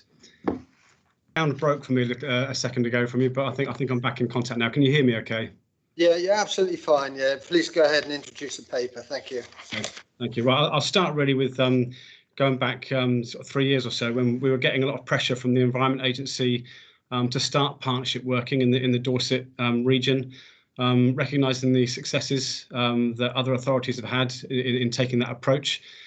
Funding rules for flood defence grant and aid have become more complex, and trying to deliver against those rules as single local authorities with smaller flood or coastal teams was getting more and more difficult.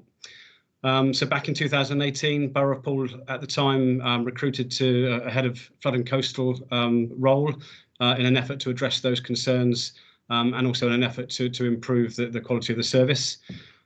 Speaking personally, I used to work for the Eastern Solent Coastal Partnership. I did so for a decade or so, delivering the partnership approach that we were aspiring to do in Borough of Poole and for the broader Dorset region. Then, as we came together as BCP Council, that presented an opportunity for us, obviously, to bring a service together as a single unit, and also as part of the LGR process, we proposed to join together with Dorset Council to form the Dorset Coastal Engineering Partnership, as it was at the time. So in 2019, 2020, we set up and commenced the Dorset Coastal Engineering Partnership, combining our existing staff into a single line management structure and putting the skills where they were best deployed.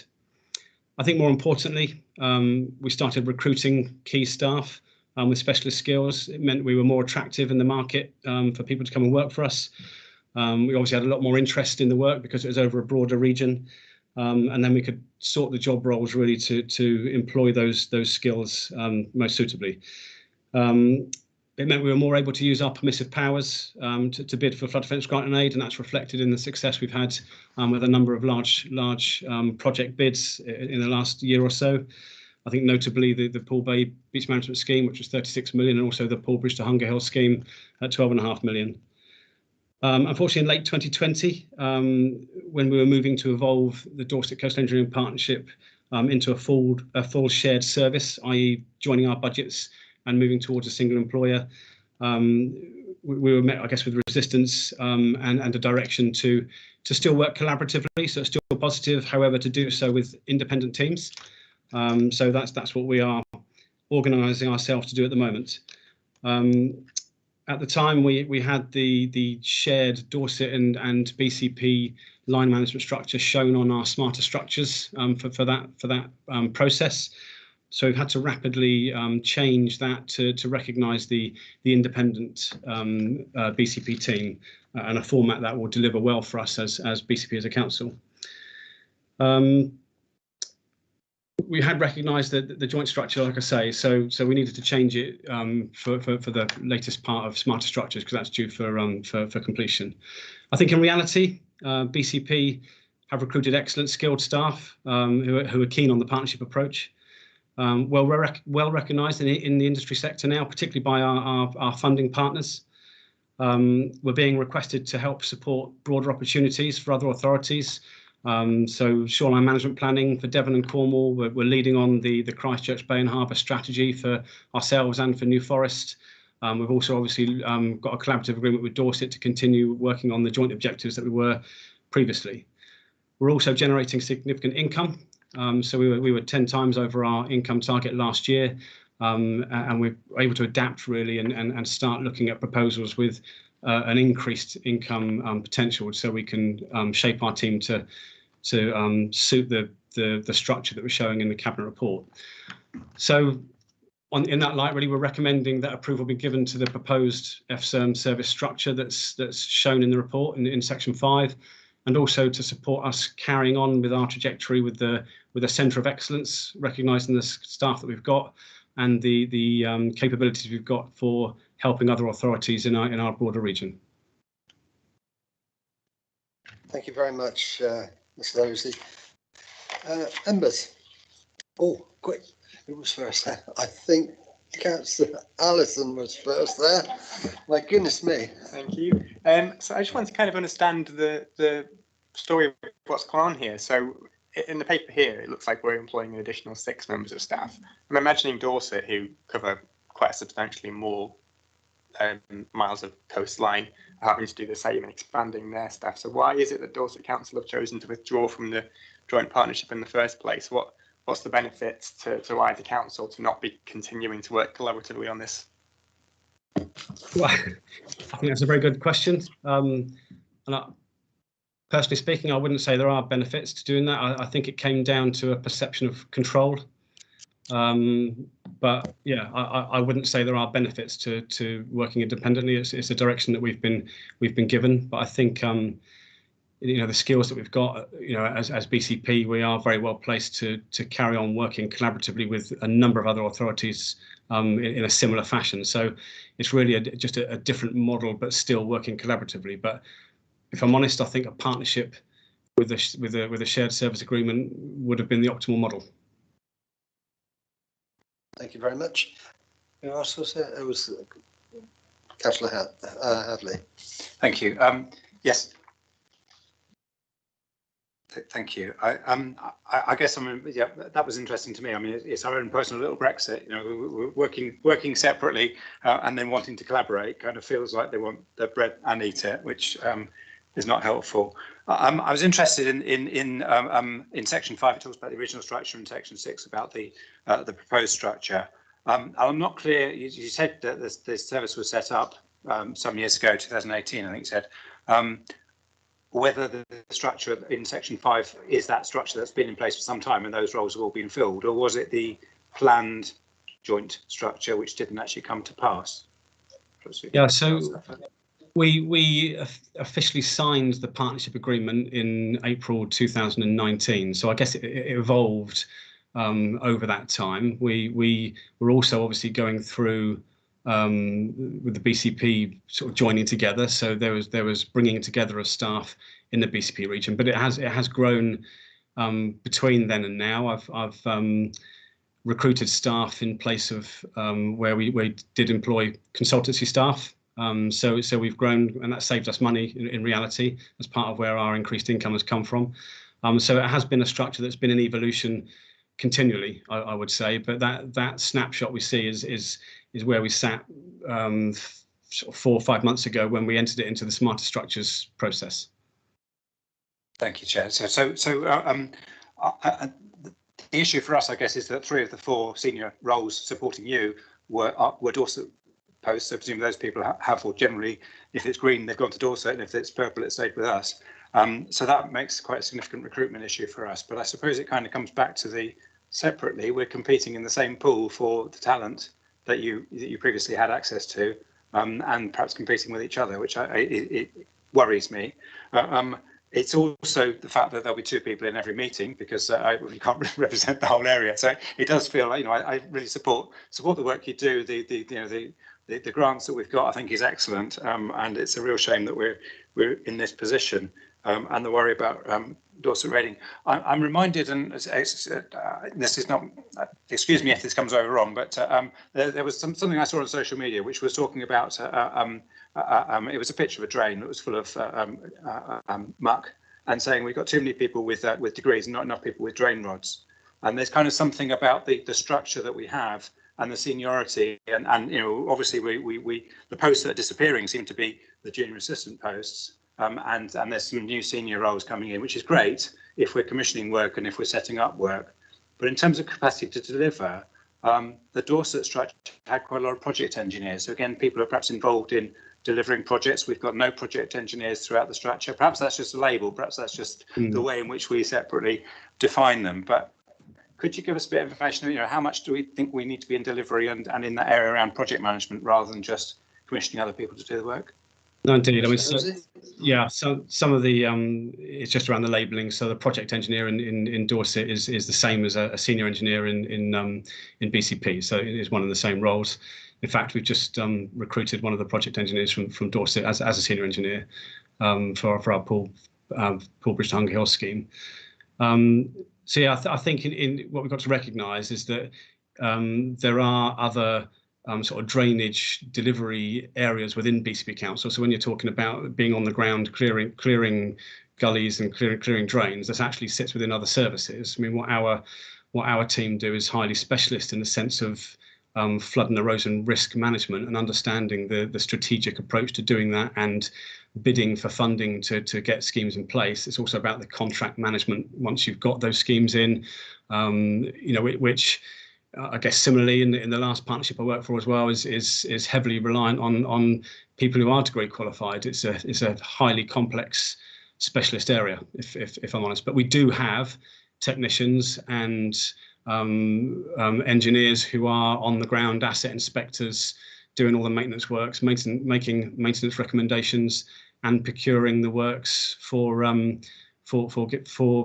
getting delivery by contractors. So, in fact, we recently were awarded £250,000 for creating a Dorset-wide asset inspection system, so we could set up our own investment plan for carrying out the minor maintenance works, as it were. So yeah, it's in hand, but it's a different type of work to the on the ground stuff. And one more, if I may, Chair. Go ahead. Thank you. So in terms of the surface water team, the original structure shows a team of 6 working to a Dorset manager and a team of 6 in Dorset. But there's also a separate reference to £290,000 spent with WSP in terms of the specialist skills of being the local lead flood authority. I wasn't sure what the geography for that lead role is. Is that the Wessex Basin, or is it Dorset and ourselves? And this isn't double counting. I'm sure it isn't double counting, but could you explain? You've got a team and also an external agency doing work. Is that the one and the same, or is that separate roles? Thank you. Yeah. So the £290,000 reflects the MAHCLG grant line for a lead local flood authority. So as BCP Council, we received £290,000. In fact, just over 299. That grant is made available to, like I say, lead local flood authorities. So that's either unitary authorities or county councils. Historically, we got grant as Borough of Poole and as Bournemouth, and Dorset County received grant, which would have encompassed Christchurch. But the £290,000 reflects what's made available to BCP in respect of those duties. So it's just our area.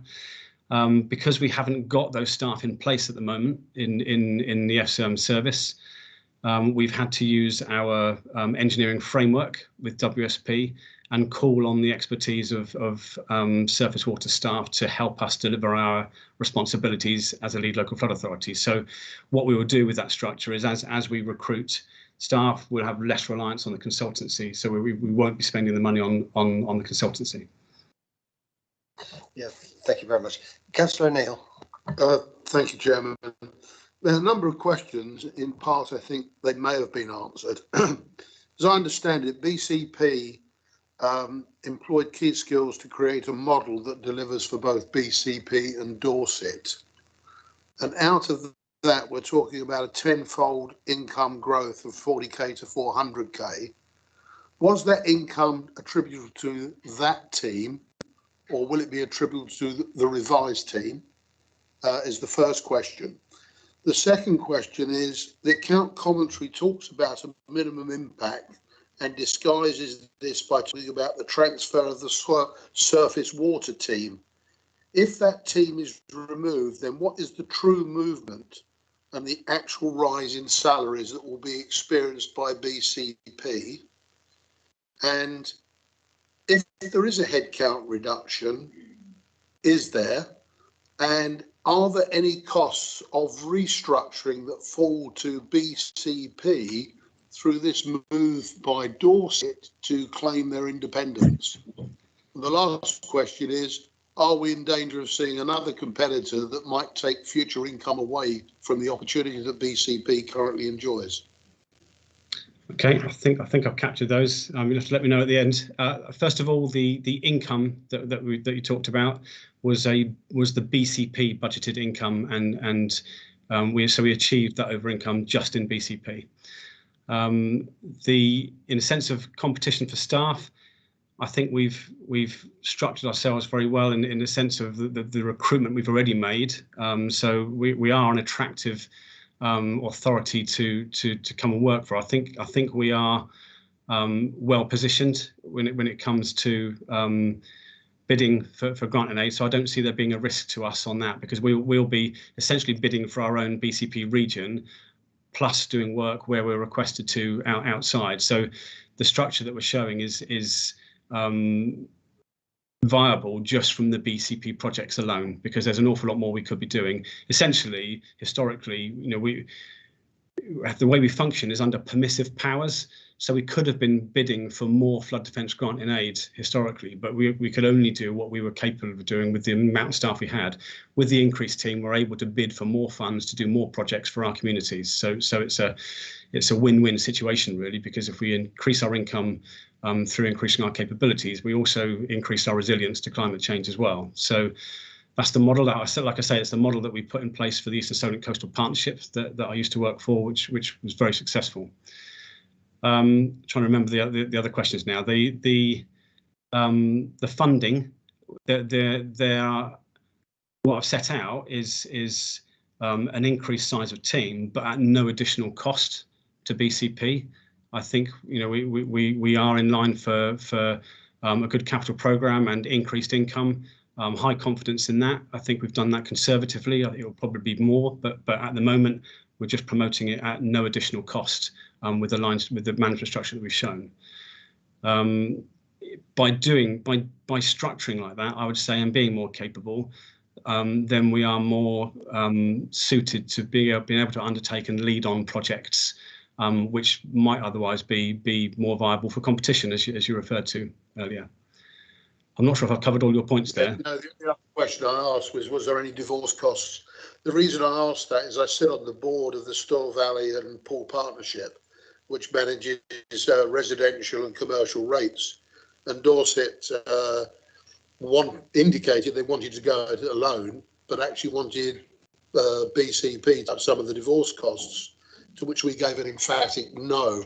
And that seems to have gone quiet now. And I just wonder, is this a paddle my own canoe, or is there an actual benefit to Dorset and a loss to BCP? Yeah, there's no divorce costs. We basically shared staff and we're structuring a joint business plan and joint line management model. But in not continuing with that partnership, we just continue delivering BCP objectives with the BCP staff that we had. So there's no additional costs. We would likely have been more efficient had we continued with the partnership structure. But the way things are shaping up, we were getting a lot of requests to do additional work from other authorities, Devon and Cornwall, Environment Agency, New Forest.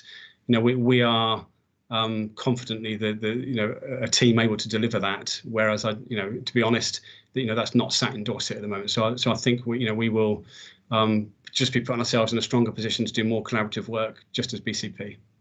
Okay, thank you very much, Matt. Thank you, Chair. Any other members? Yes, Mr. Hadley. Thank you. Yes, a couple of things I just remembered. Well, one was around marketing. So it is about this bit about getting work from other authorities. You mentioned that they're coming to us, which is great, but there doesn't seem to be a role in terms of wider? Are you just expecting to pick up work because you're getting recommended by recommendation was one. And the other is Poole Harbour. And the nature of Poole Harbour obviously is that the boundary between us and Dorset runs down the middle of the harbour on our side of Brownsea Island.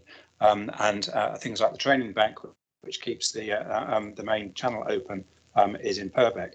So there's kind of something about that ongoing relationship with Dorset, and are we in a good place with Dorset in terms of ongoing collaboration, particularly with reference to the shared work in that end of Poole Bay?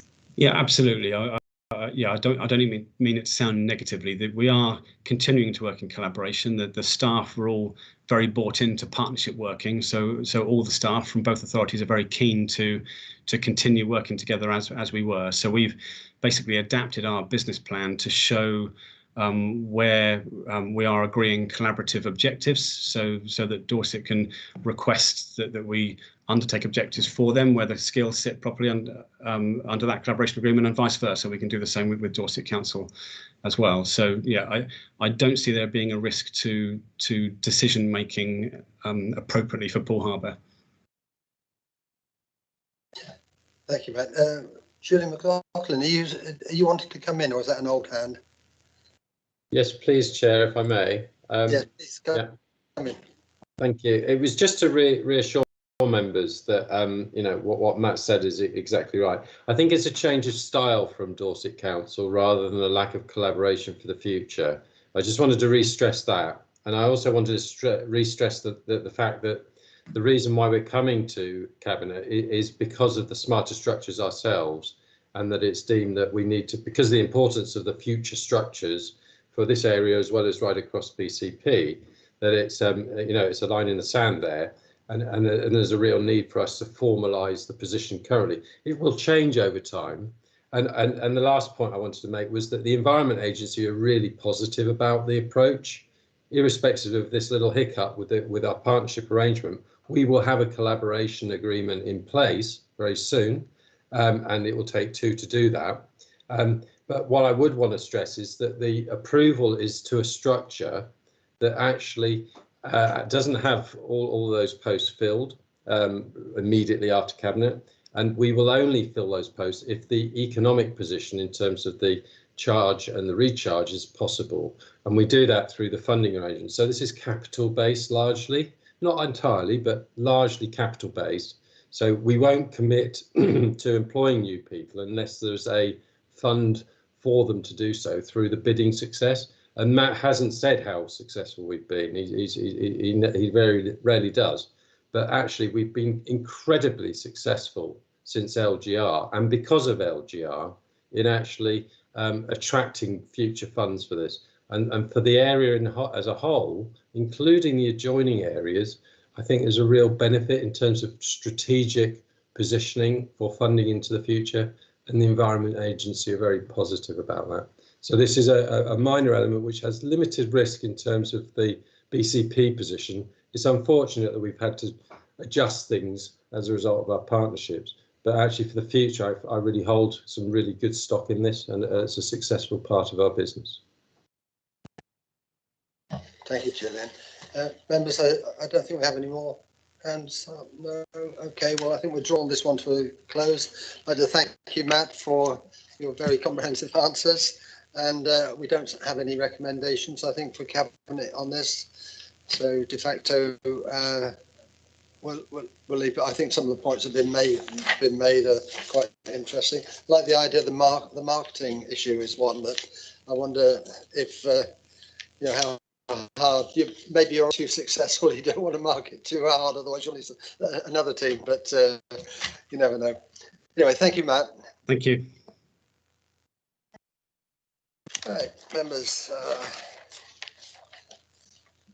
scrutiny of related Cabinet reports. We have Carter Key Build to Rent Opportunity, and the leader is in front of me. I guess the leader's going to introduce this paper. So, leader, would you like to introduce it? Thank you. Yeah, thank you very much, Chair, and delighted to be introducing this paper to you. The portfolio holder is on holiday.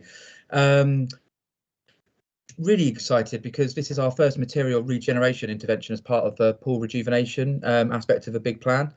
We're talking about delivering a build-to-rent scheme in Hamworthy, which to deliver 161 new homes, really importantly on a brownfield site. This is, if those who know Paul will know that this is one of a number of sites with permission that has stalled effectively. So getting regeneration moving and confidence in Paul Regen is really important. This, will be a real signal to the market that now is a time to deliver. And it won't escape people that this is neighbours our key regen site at Hamworthy Power Station. So it's a fundamental site for us, and it's really important for us to be delivering in Poole. We've talked about this before, but there's a massive opportunity now to utilise a record low borrowing capability that the council has to invest in some hopefully material assets for the council. And this starts the process of delivering that sort of long-term financial sustainability, which we've been talking about for some time in our Generations Fund concept. In terms of some of the financial details, it should deliver £41 million of financial return over the 50-year project, and at the end of that, the council will own a really materially revenue generating asset with that won't be encumbered at all. So it's very much good for the area now, and it would be great for future generations. So really significant and important scheme. In any building of that, in terms of the new residents we'll be bringing in, but also the development and the wider economic benefit of that's going to be, should be a really important factor. For me, as a previous Poole councillor, it's really exciting to actually, be a part of delivering some regeneration in Poole for once, rather than just talking about it. So, I'm really proud to be bringing this. We've done this at pace. I have to mention that it's, we've been supported by a truly excellent team in the council and the emerging urban regeneration company. Particular, Martin Tiffin kicked off this project, and Sarah Longthorpe's been absolutely exemplary, led by David Anderson, our new interim director there. So, really proud of the work that's been done to it. I think this is genuinely important. I think, and it's about going first and delivering something for Poole. So very happy to commend this to members and welcome any questions. Chair, it's just incumbent of me to say that there is a confidential appendix. So if we want to talk about some of those items, please could members be a little bit sensitive to that. We may have to drop into confidential session, but really happy to be delivering it and very happy to answer any questions. Thank you. Thank you, Leader. Leader, we're having some trouble with the broadband again, I'm afraid. I'm just wondering if we're going to need to reboot the system like we did during our break, or should we leave it?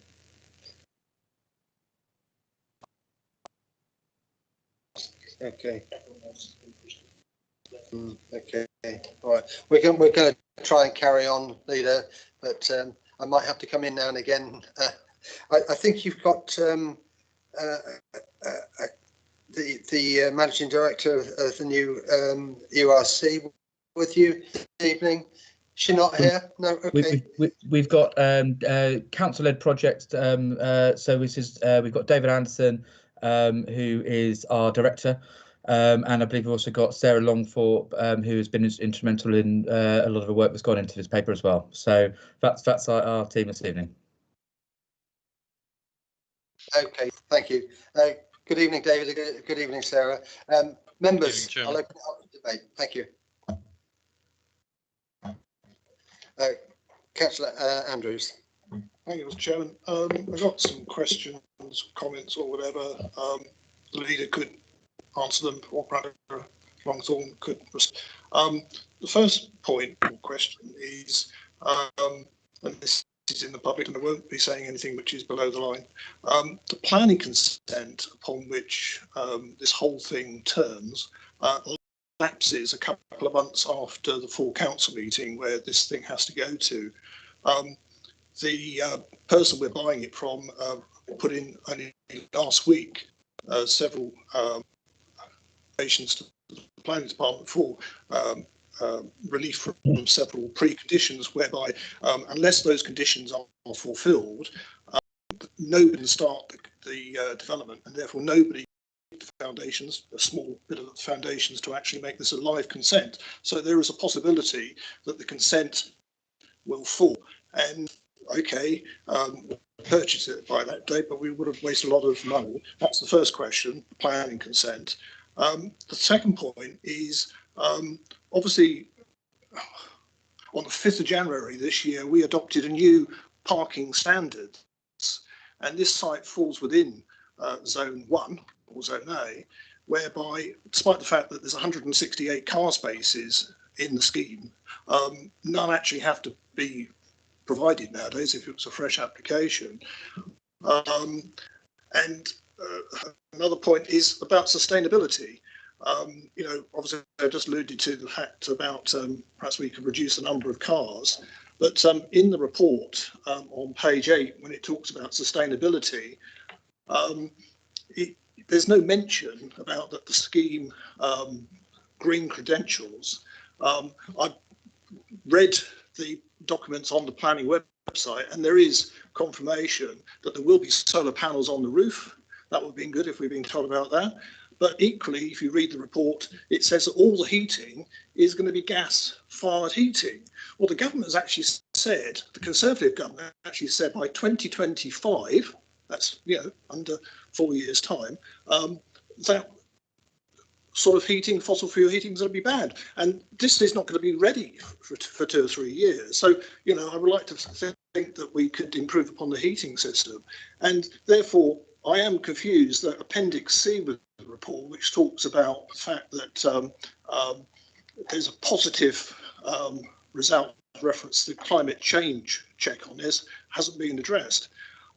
So I'm concerned about that. Other points, the northern boundary of this site abuts the old power station site, which we've acquired. And obviously the flats that we're going to be built here will compete with the flats that we're due to build next door. Obviously on the southern side, you've got the Sydenham site, whereby, you know, what's going on there, we don't know. And, you know, there are other points. Again, I won't go into detail, but in the confidential bit, we're told about the rents that we're expected to get. And they do seem a bit inflated because, as I said at the beginning of the meeting, I, for my sins, I rent a house on the first phase, and you know, for a 3-bed house with a garden and a garage, parking space, you know, the rent is very similar to just a basic 2-bed flat here. So I think the rents are a bit inflated. So overall, I'm not, you know, impressed with the scheme that's in front of us. I think the scheme is now a bit out of date.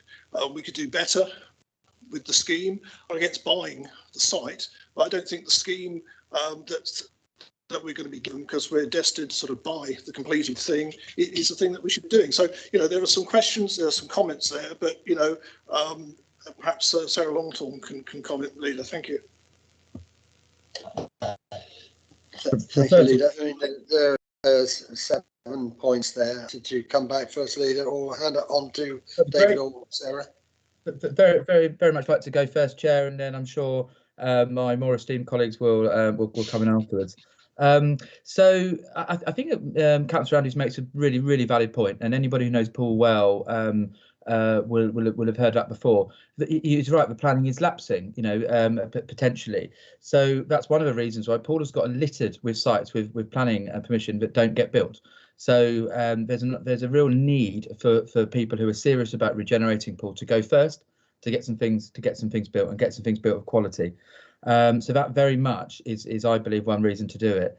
You know, we talk about the quality of the scheme. It's a scheme that's got planning permission already, so it can be built.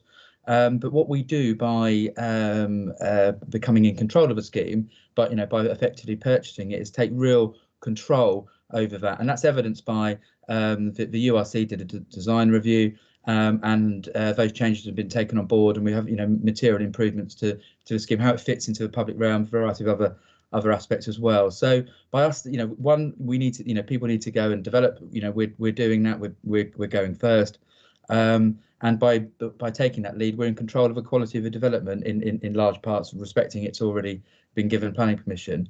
You talk about whether they don't generate the planning consent, don't start building in time, effectively, and have a lapse consent. Well, that'll obviously be a pre-commencement condition as part of the contract, and we know, we've been speaking to Inland Daily, they're getting ready to exercise that planning consent. But in terms of a legal position, it would be a pre-commencement condition.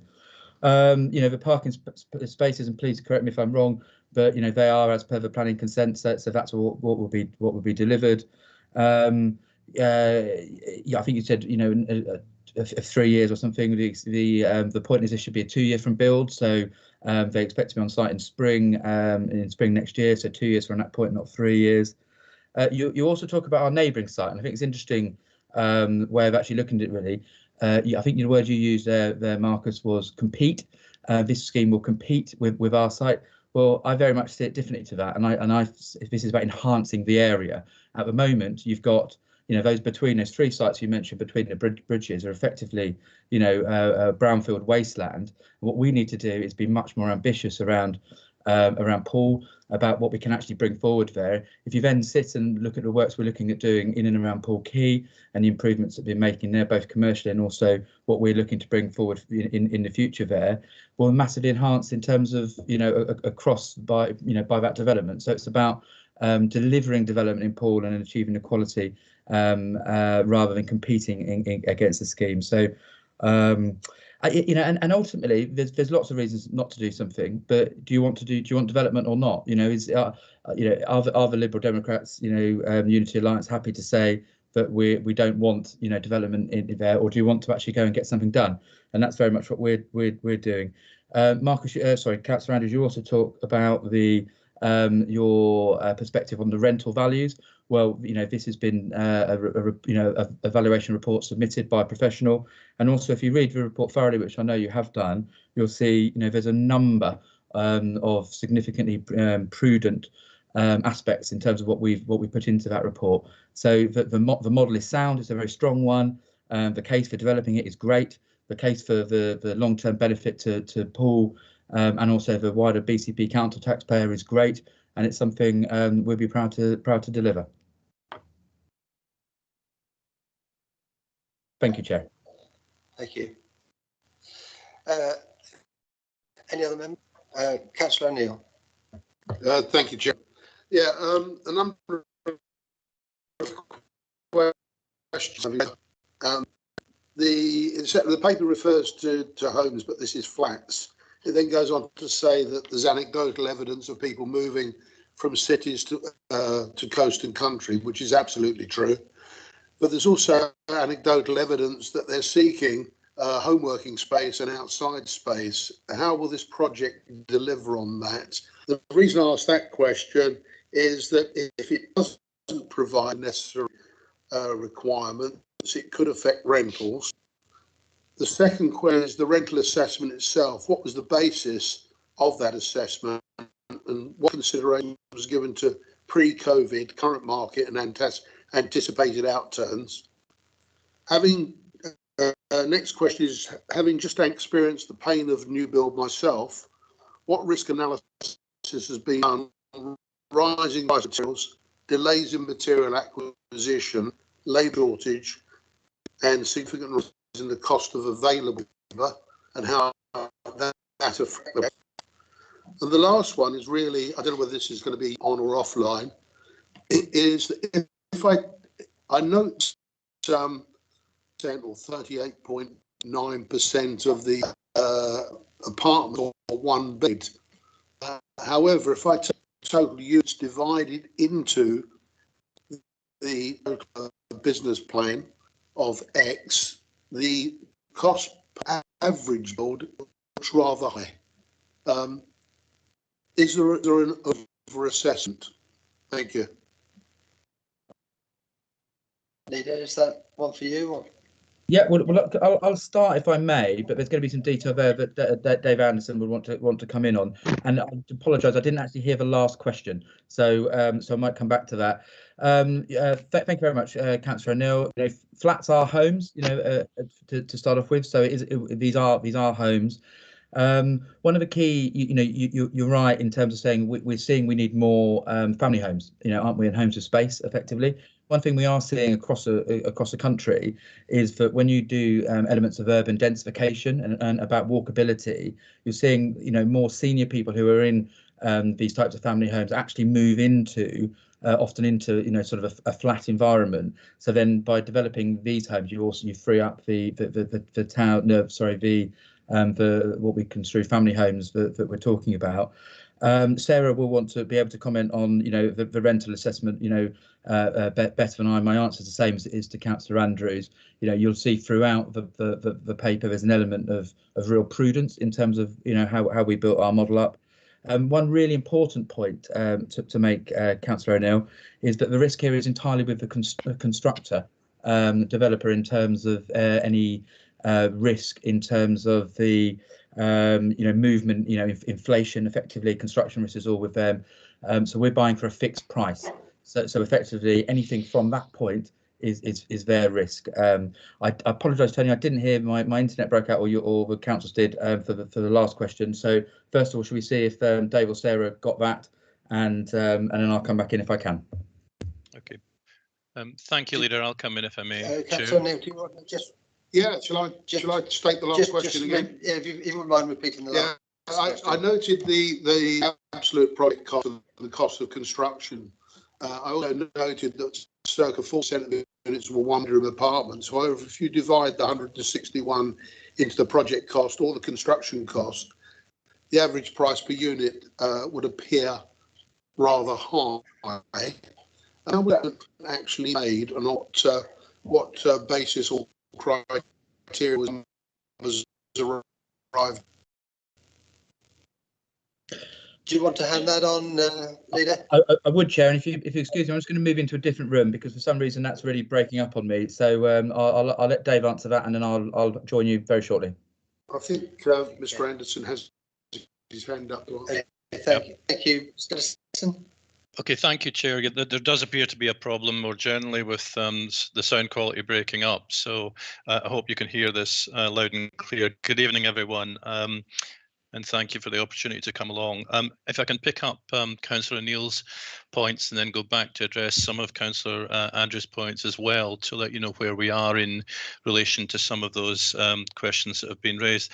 The first point to make is that this is a transaction as one that includes both land and buildings, and there's 161 apartments in total. 62 are one bed, 96 are two bed, and 3 are three bed. But the overall price for the building includes a land transaction price. It also includes the price of external public realm. So it's not simply a matter of taking the building price and dividing it by 161 to get an average cost per flat. The second point I want to make, just by way of reassuring councillors, is yes, this is a 2018 planning consent. The world has moved on quite considerably since 2018, and we are alive to that, and indeed in Land Homes are alive to the fact that the market has changed, and the pressures in terms of climate emergency, etc., are much more urgent in terms of requiring to be addressed. We've had discussions within Land about a number of aspects of the proposals, and we have commissioned a design review to identify improvements to the scheme. Those will potentially include reducing some of the parking space, both externally and potentially within the building, and looking at how we can use the space in the building more generally to deliver some additional improvements, including the possibility of kind of work-live space to provide that kind of flexible offer. We're currently in 2021. The building work is due to start on site in April 2022, and I think it's a 26-month build program. So we'll be talking about autumn 2024. So we've taken the best advice we've have been able to access in terms of valuation work from Gerald Eve. In terms of overall values of the scheme, it comes out with a net positive valuation across the piece, and as Councillor Mellor has indicated, the range of additional value over the 50-year term is between 26 million and 41 on the assumptions we set out in the report. There is some updated information from the report because we've received new advice on tax treatment of stamp duty land tax, and that gives us a further improvement guaranteed of 300,000, and we're looking at potentially bettering the position there. Turning to the issue of the gas boilers and legislation, that is something we will discuss within land. Clearly, whilst government has set out its ambitions to phase out gas boilers, that programme is going to take some considerable time, one would think, to implement, before alternative technologies come on stream, hydrogen being one, potential opportunity. I think the final point to make is that there will be an issue of market absorption in terms of how many flats come onto the market at any point in time, but there is demand, underlying demand for homes across BCP. The strategic housing market assessment indicates a need for 42,671 new homes over the next 20-year period. Now that's a figure well over 2,000 per annum.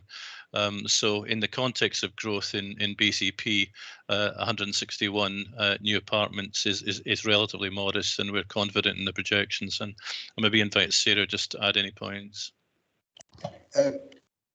Before you do this, Sarah, I'm just going to adjourn or stop live. We're having real problems here with the broadband, so we're going to adjourn the meeting for 5 minutes if we see if we can sort it out. Sorry about that. If you could stop live.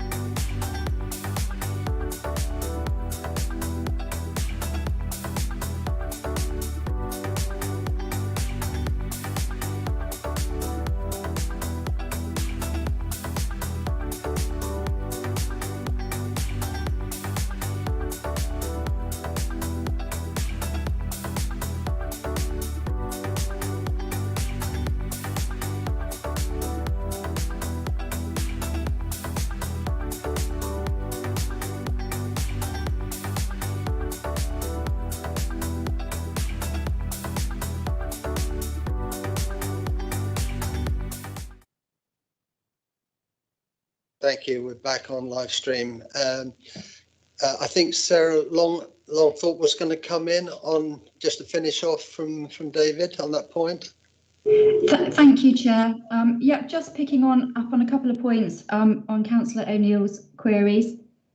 With regards to sort of the market report, there was a variety of comparable data in there taken pre-COVID, during COVID, and as recently as sort of spring 21. So the market sort of throughout the COVID period has been sort of scrutinised by Gerald Eve within that report. The other point with regards to sort of home working, there are 4 commercial units within the space. It is envisaged that one of those units will be used to support residential amenity. So that could look at providing more additional sort of co-working, work from home space. However, the flats, albeit there are a variety of sizes, are all very good sizes. So, decent standards there, and would certainly accommodate desks and working from home facilities within them. And I think with regards to sort of the quality of the outdoor space, it really just highlights, yes, unfortunately, people do need homes, and some of those have to be flats. Not everybody can have sort of gardens or their own personal sort of private outdoor space, but this development does include quite a large central courtyard that provides residents with amenity space. And I think this is really where the benefit of the design realm sort of work undertaken by the URC has highlighted the importance of the quality public realm in this key waterfront location, which the residents will be able to take advantage of. So I think those were just the other points I wanted to add. Thank you, Sarah. Any other members? Councillor Hadley.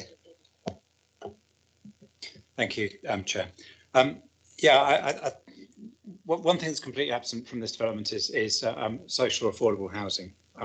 I suppose, why does the local authority feel we need to invest in homes? Well, one element of that must be to deal with the waiting list, the people who are in bed and breakfast accommodation, the people that we need to house. So it feels odd to be for us to be investing in luxury accommodation, and also the fact that Inland Homes have let it get on this far. They did get as far as building phases 1 to 3 of their development, and yet the bit by the water, which ought to be perhaps the bit that is most marketable for them, they've chosen to not develop. So it kind of feels like to me, at the last minute, we're taking on a problem rather than an opportunity, and I fear that the rents are optimistic. They're based on things like Leeds and Bristol and London and the Dolphin Quays, which is a luxury and set up some time ago. And as Councillor Andrews, who knows a lot more about it than me, has suggested, the rates seem to be overpriced. The other concern actually is the commercial units. So Sarah just referred to the 4 commercial units in this setup.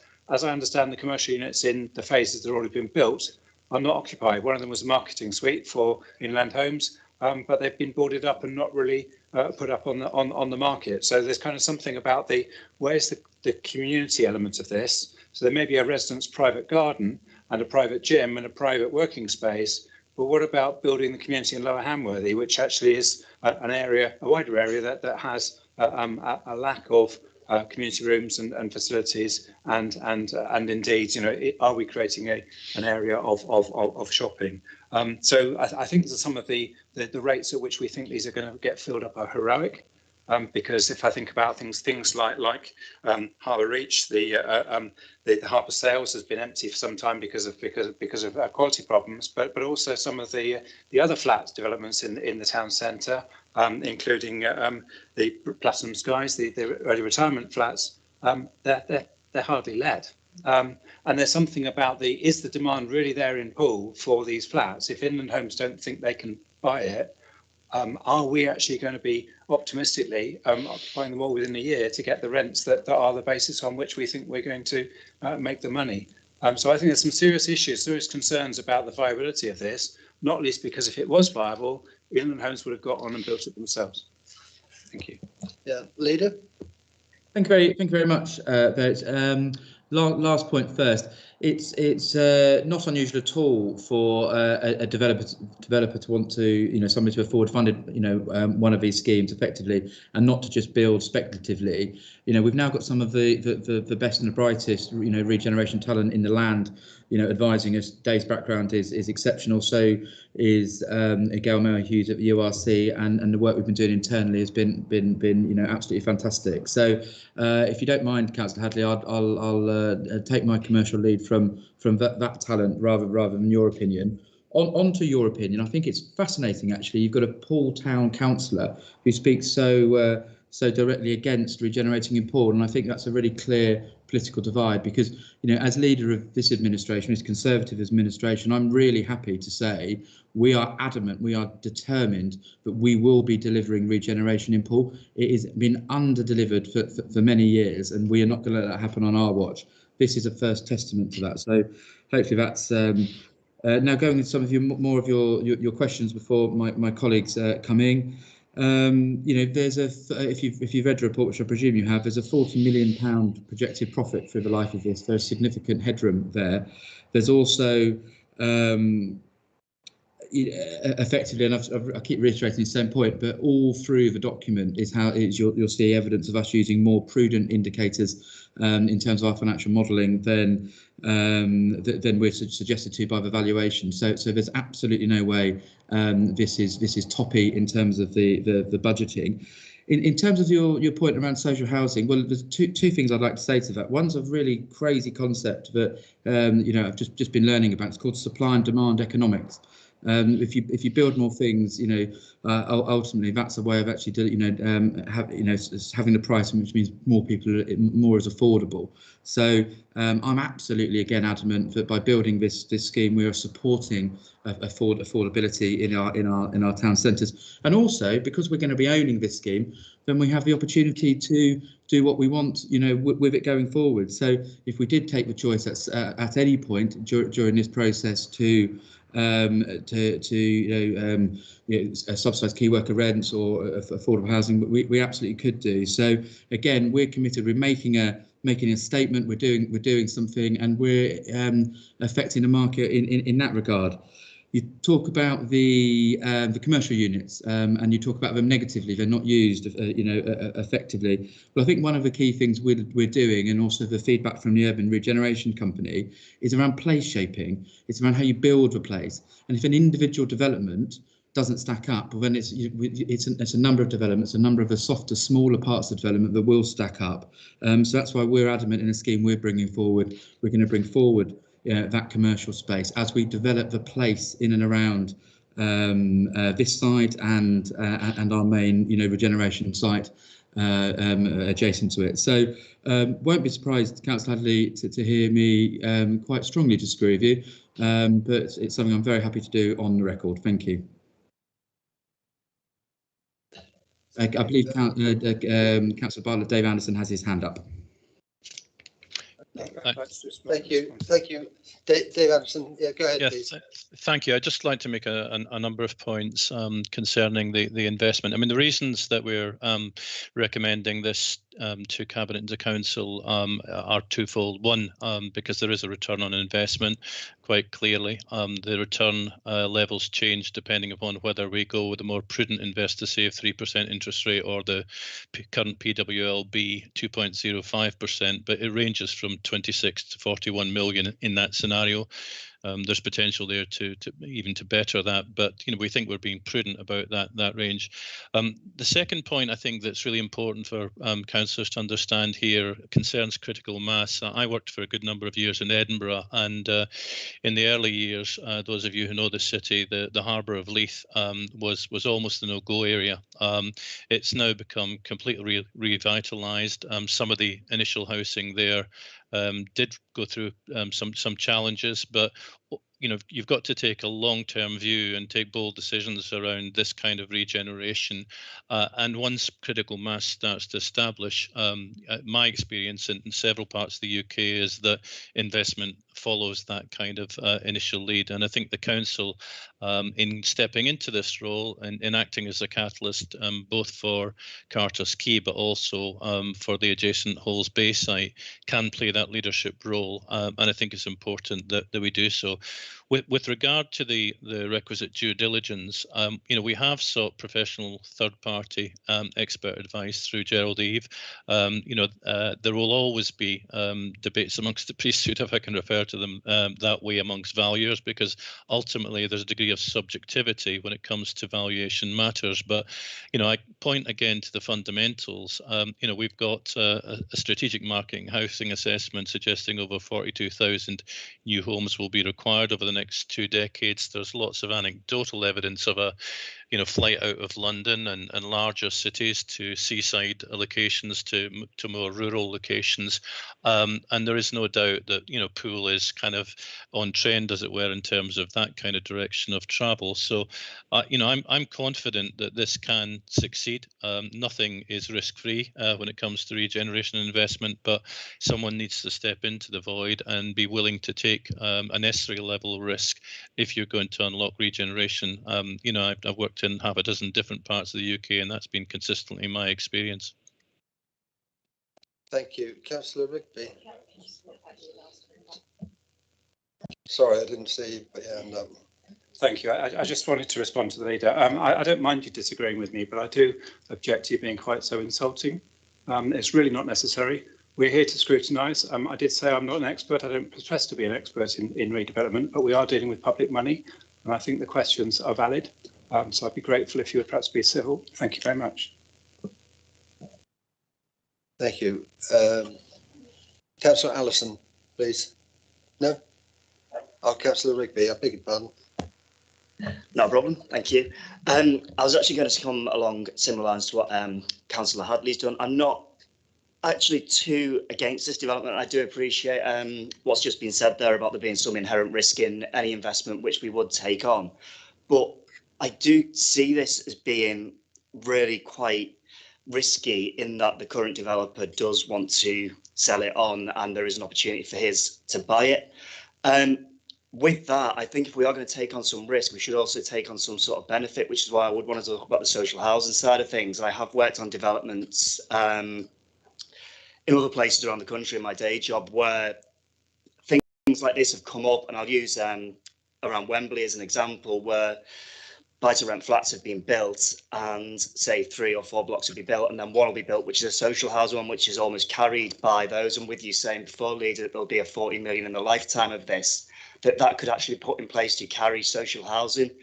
There was discussion a while ago of bringing social housing over onto Taylor Moor, which I think got pushed back or rejected at that point. And so we do recognise that there is a need for social housing in this area. And if we can look at ways with which, if we were going to take a risk, we can actually bring benefit as well. So the risk, even if it doesn't pan out fully commercially on that side of things, we're at least developing ways which we can start to offer housing to those on our list. So I do think it is worth quite a bit more consideration than just offhand saying, no, build it and we can do something else later.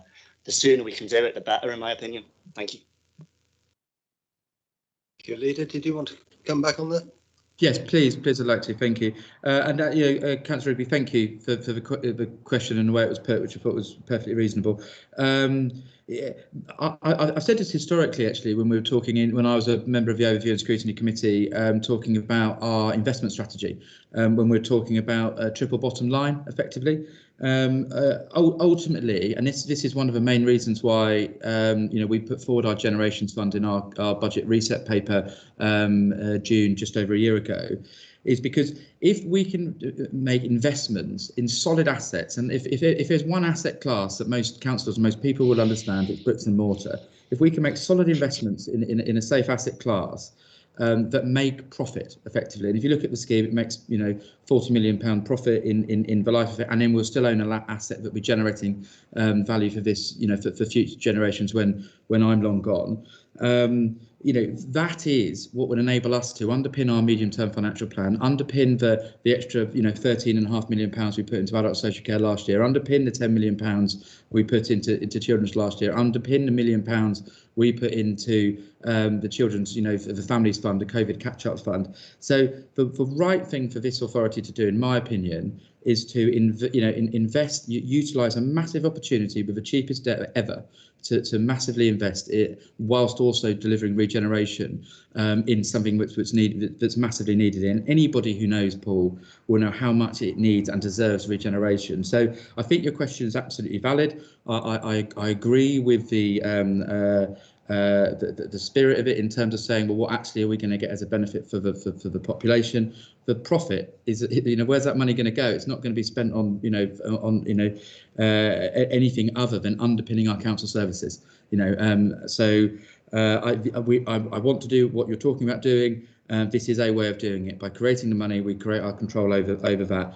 Also, to hopefully give you some comfort, Chris, and I'm not going to get into the detail because that will take us into a confidential session, I believe, but the valuation report, came back at a number. The number we're purchasing this for is lower than that valuation report. There's inbuilt profit already in there, for us.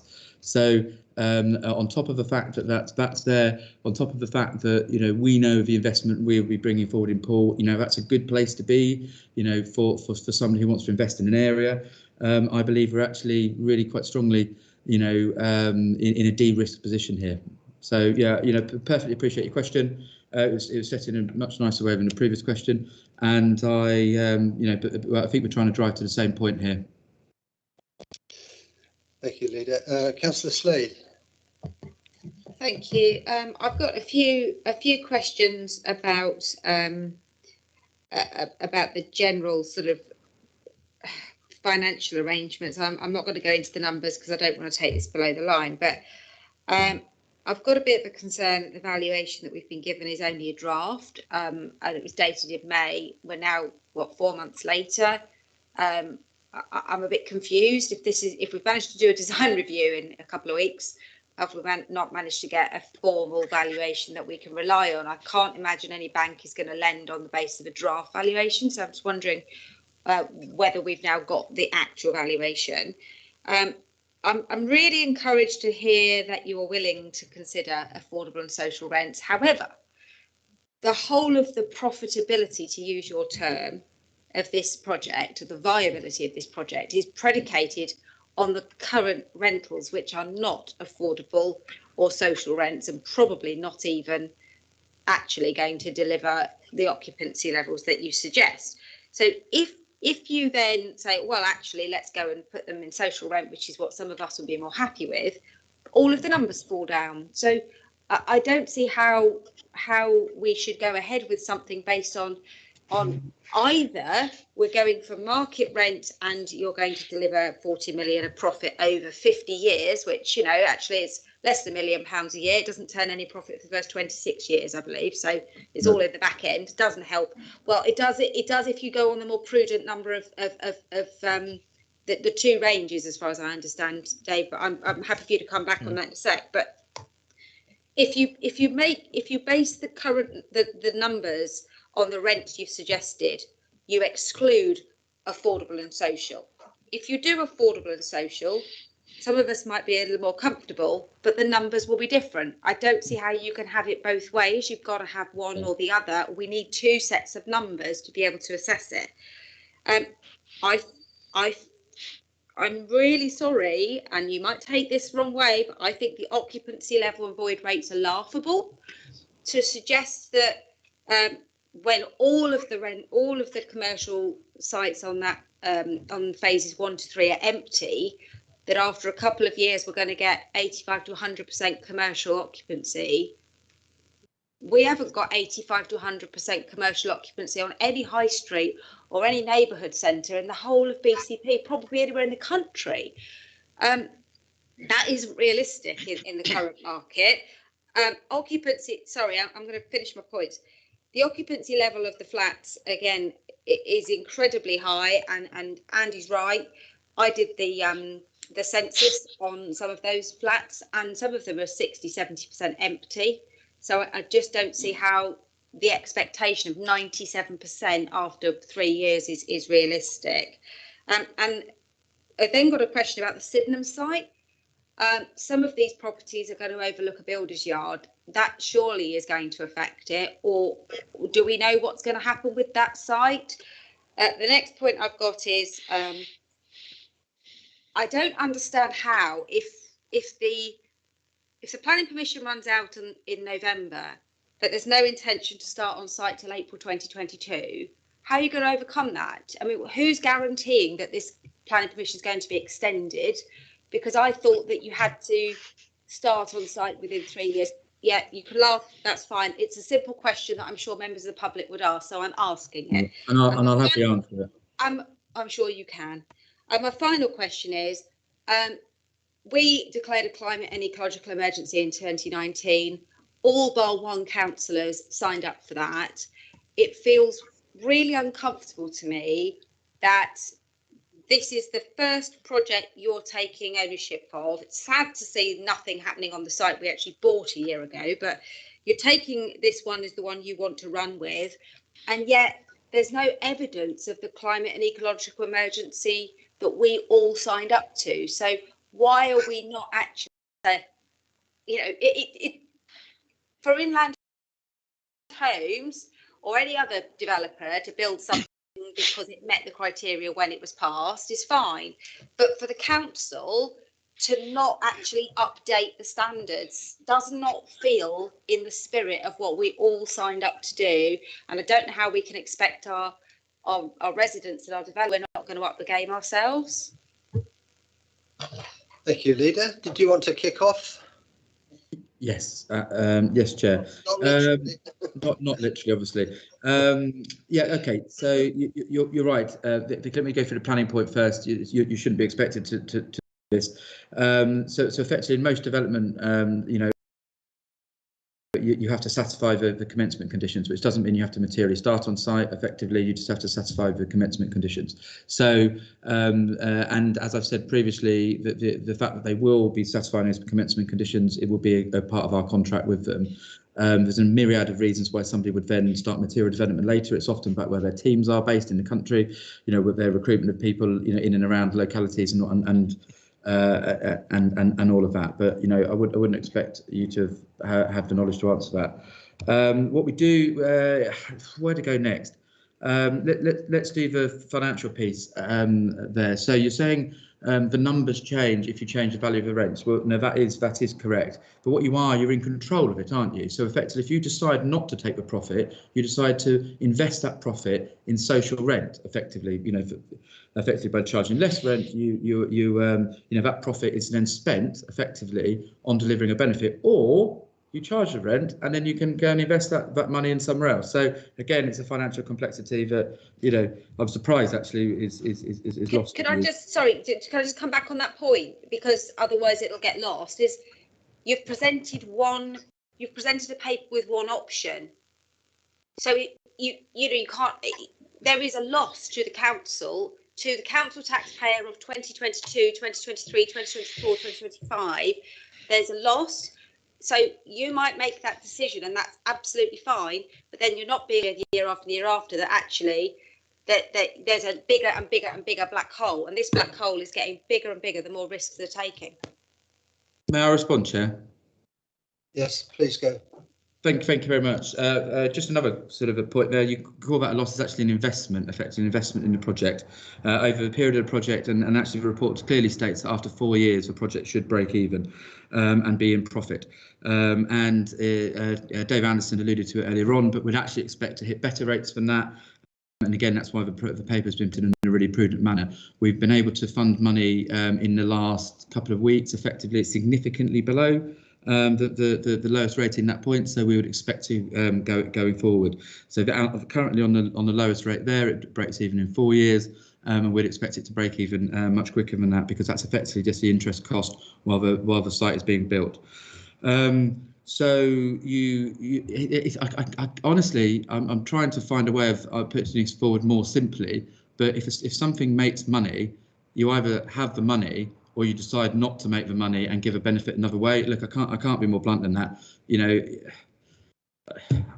it is what it is, and if you don't understand it, that says more about you than it does me, I think. Why yeah, so I've said a point about it Brexit moving for 4 years. Vicky, your professional opinion about whether the values and the occupancy rates, do I want to take that, or do I want to take our professionals? I'll take our professionals. You talk about the Sydenham site's it's going to be a building site. Well, I hope it will be a building site, because we want stuff to get built in Poole. And this is and the Sydenham site and our site as well actually is much more likely to get built. Because there's building going on and there's confidence in the market, and then what we'll be doing, as Dave has clearly stated, is giving a signal to the market that Poole is right for regeneration. Fine. It appears we disagree. But welcome somebody else to answer some of your comments. Mr. Anderson, would you like to come in? I see your hands up. Yeah, thank you. The first point I'd like to make is that, just to reinforce what the leader said, the case here is predicated on investment and regeneration. It's set out quite clearly as a built-to-rent scheme for the private rented sector. Now, in the event that the market shifts and the forecasts set out by Gerald Eve are not achieved, then, as the leader said, we will be in control of this site. In my most recent interim in Peterborough, the council was spending on average 18,500 a year to put people in B&B accommodation, and we went out and bought 60 homes off the open market for temporary accommodation, because we recognised in the long term it was an invest to save proposition. So the council being in control in the event of a market downturn, puts the council in that position. And in Edinburgh, we had a mixed approach after 2008-9 recession, where we had equity, social rent, and PRS in one system, one housing development, because it was the only way through blended rents that we could get any development off the ground. So you do need to change if the market changes. I think that's an important point. The void rate of 6% is not unusual, and I'll maybe invite Sarah to say something about that. But the proposal here is that Seascape Homes will be managing the letting risk on behalf of the council. And I don't think a 6% void rate for residential is a particularly challenging rate. I do accept that on the commercial element of the development, that we're seeing typically 14% void rates on high streets, but what we're looking for here is a very specific proposition about retail and restaurant space in an area that won't have comparison, a convenience retail and some restaurant provision. And if the envisaged regeneration of Poole Quayside takes place, then I would imagine, very much like Leith Harbour and Edinburgh, you'll start to see a lot of interest in ventures in that kind of space once you get critical mass.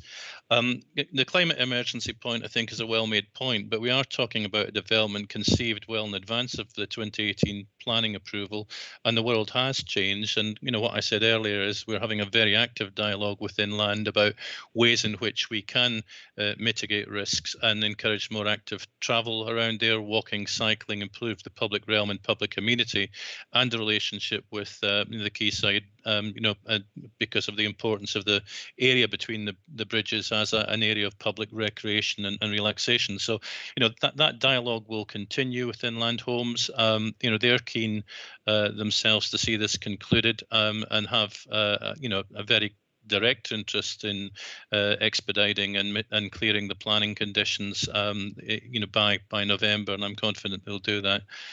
So, Sarah, do you want to pick up on the kind of the voids point, please? Thank you, Councillor Slade. Just with regards to the voids point, you're right. In the Gerald Eve report, it does refer to sort of a 97% occupancy level and aspirations to let within 8 months. That was in the Gerald Eve report. However, we've been a lot more prudent in our modelling, have allowed for higher void rates and allowed for a much longer period for occupancy.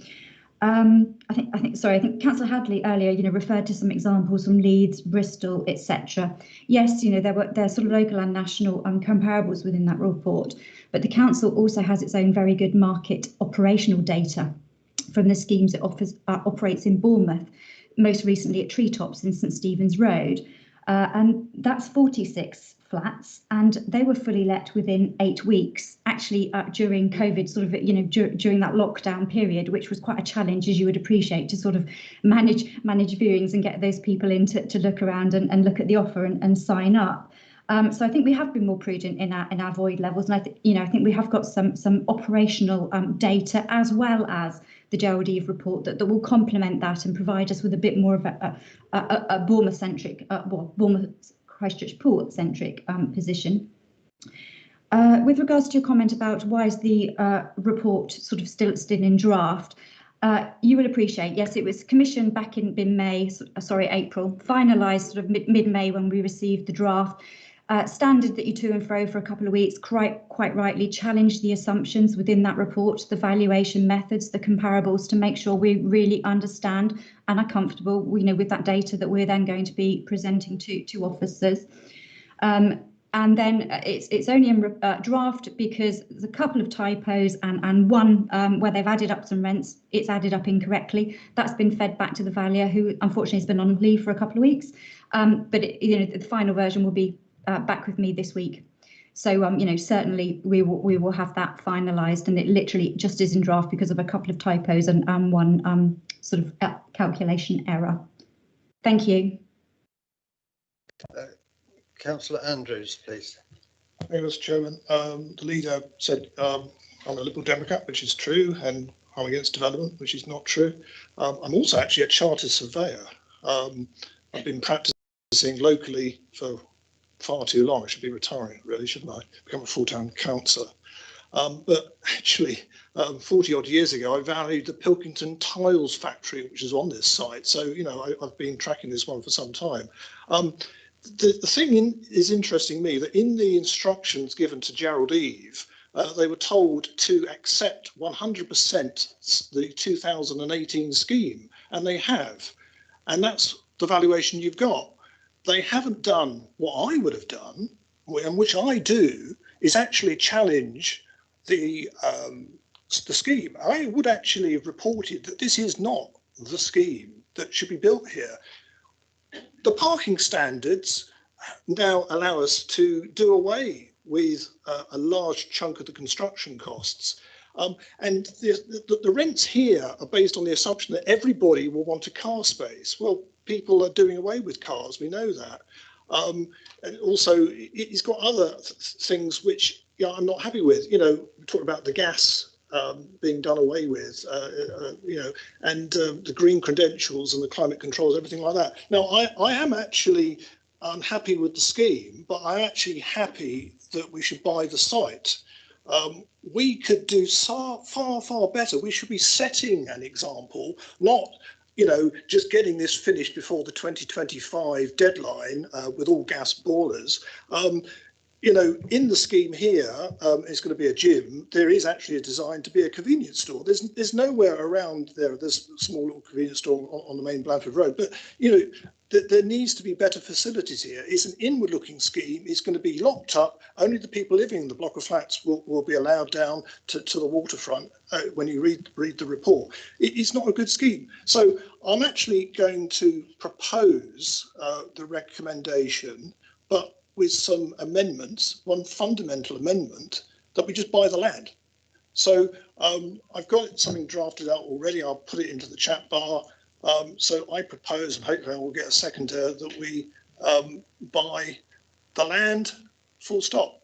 And then we can do what we want to do. We can, if we want, provide some social housing. We can have better facilities for the people around there to congregate, to link in. There is the water frontage here on this site, and the water frontage is just going to be roped off apparently. So there's so far better that we can do. We should be setting an example, not following in the wake of everybody else. So I've set that now. I can send it on to Chris as an email as well. So I'm proposing that basically we buy the land. I hope I'll have a seconder. Members, do you have any? Councillor Rigby, you wish to second that? Yeah, happy to second that. Okay, I've not actually seen the amendment myself. I've put it in the chat bar, Mr. Chairman. I'll send you a copy of the email as well.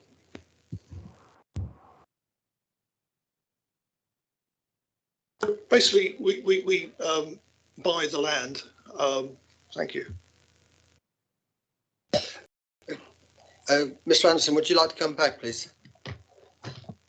It was really just to re-emphasise the point I made earlier that this is a 2018 scheme. We do recognise that, viewed from the perspective of 2021, let alone 2024, when it will be complete, there is scope for improvement. That is why, working in collaboration with the URC team, we have carried out a design review. We've looked at opportunities to improve a number of aspects of the scheme, in particular the public realm. It's incorrect to say that it will be a private enclave that will be somehow roped off. This is all about providing access down to the quayside so people can watch boats in the back water channel and they can promenade in the area, etc. We want to make it the best possible scheme by finding ourselves in a position of control. The architecture itself is in my view, of good quality.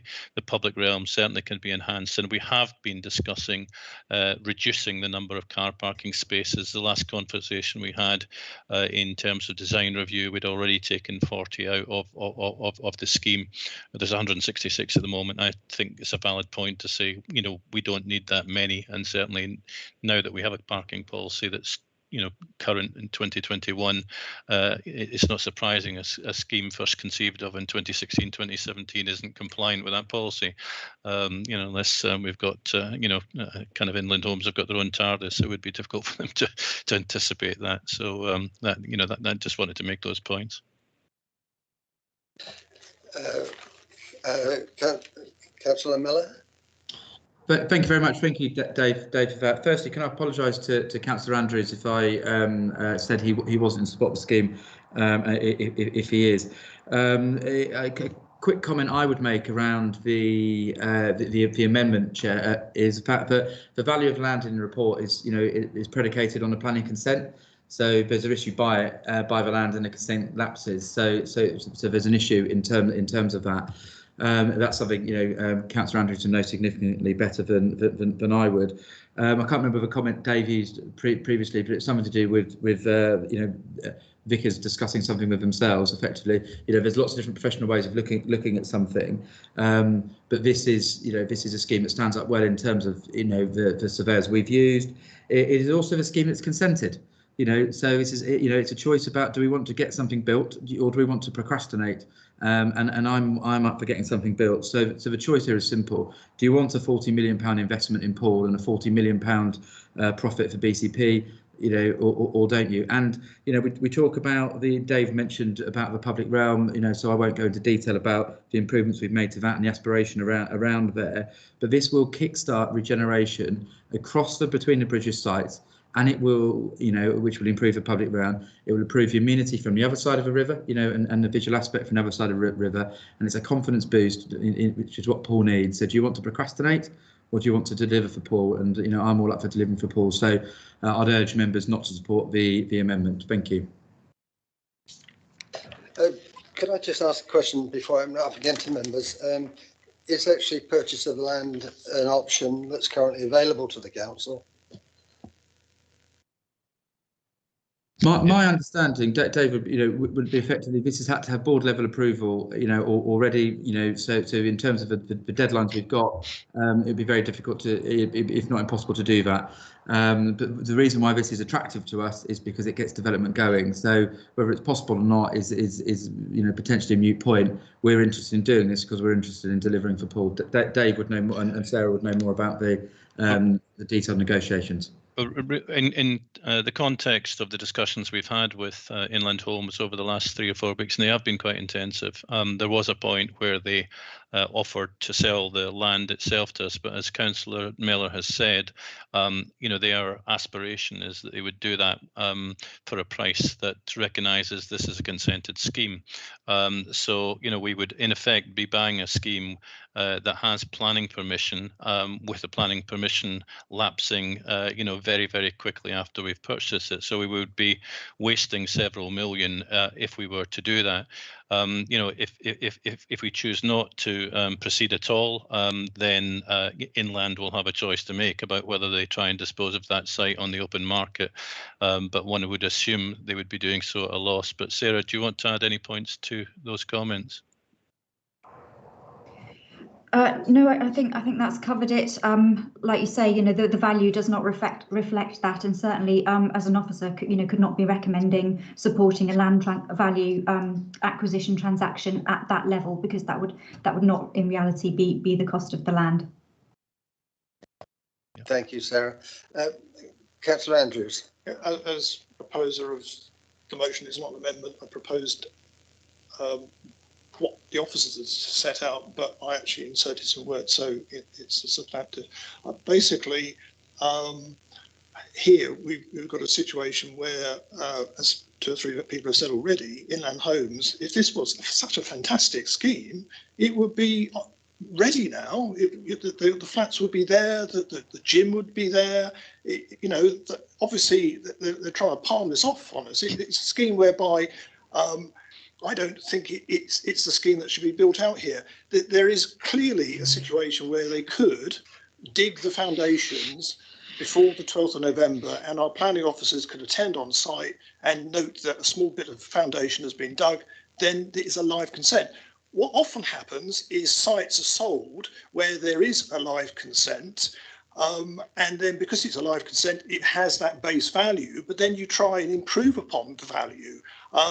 It's obvious. Ask Gerald Eve. I appreciate you perhaps can't understand the concept, but it's a situation where in reality you would get this live consent through. The site value is in the report. If they're happy with that site value, buy it, because I think that's a good price, because I can see other ways of making a better return on this site.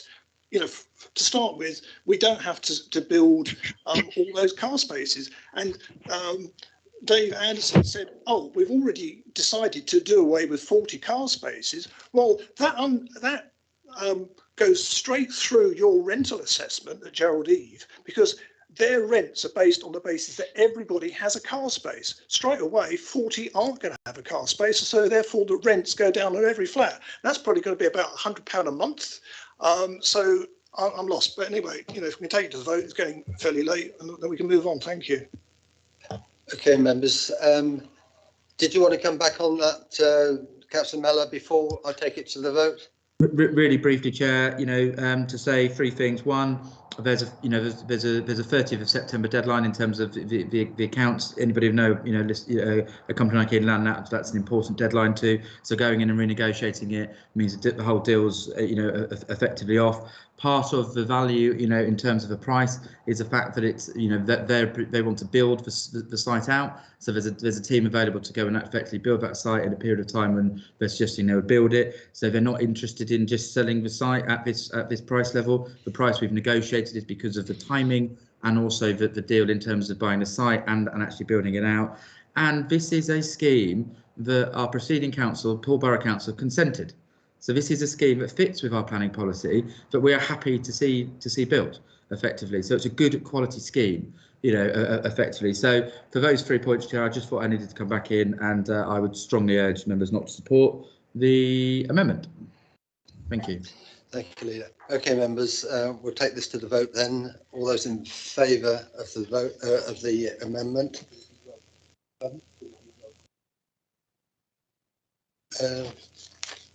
Not necessarily. No. Could you, all those in favour of the amendment, would you indicate, please? 1, 2, 3, 4, 5, 6. All those against? 1, 2, 3, 4, 5, 6. 7.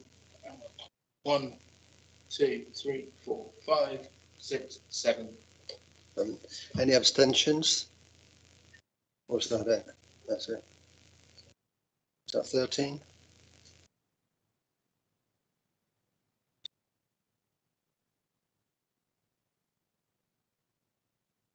We'd like to do a recount, please. All those Please for firmly higher. All those for the amendment? 1, 2, 3, 4, 5, 6, 7. All those against? 1, 2, 3, 4, 5, 6, 7, 8. Thank you. So that motion is not carried.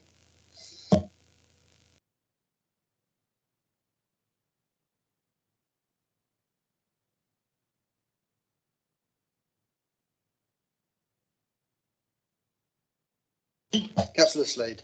Thank you. Can I make a request, Chair, that you, when you attend Cabinet, that you explain that although there was a vote lost, that there was a really lively discussion. I know you will do this, but I think we're on the record. We should make it really clear to Cabinet, as so many of them are on holiday this week, they won't have had the opportunity to watch this debate. That some of the concerns that have been raised and actually the work that's done, because I'm assuming that Cabinet will continue, along their merry way, that actually we would be really disappointed if they just went into this blindly without taking into account some of the really heartfelt issues that have been brought up. I'd be grateful if you could do that on our behalf. I shall certainly do my best, as I always do. Thank you. So, members, that then closes the debate, and that is the last agenda item. So I'm now going to close the meeting. Thank you, Leader. Thank you, Sarah. Thank you, David, for that. So the meeting is now closed. Thank you.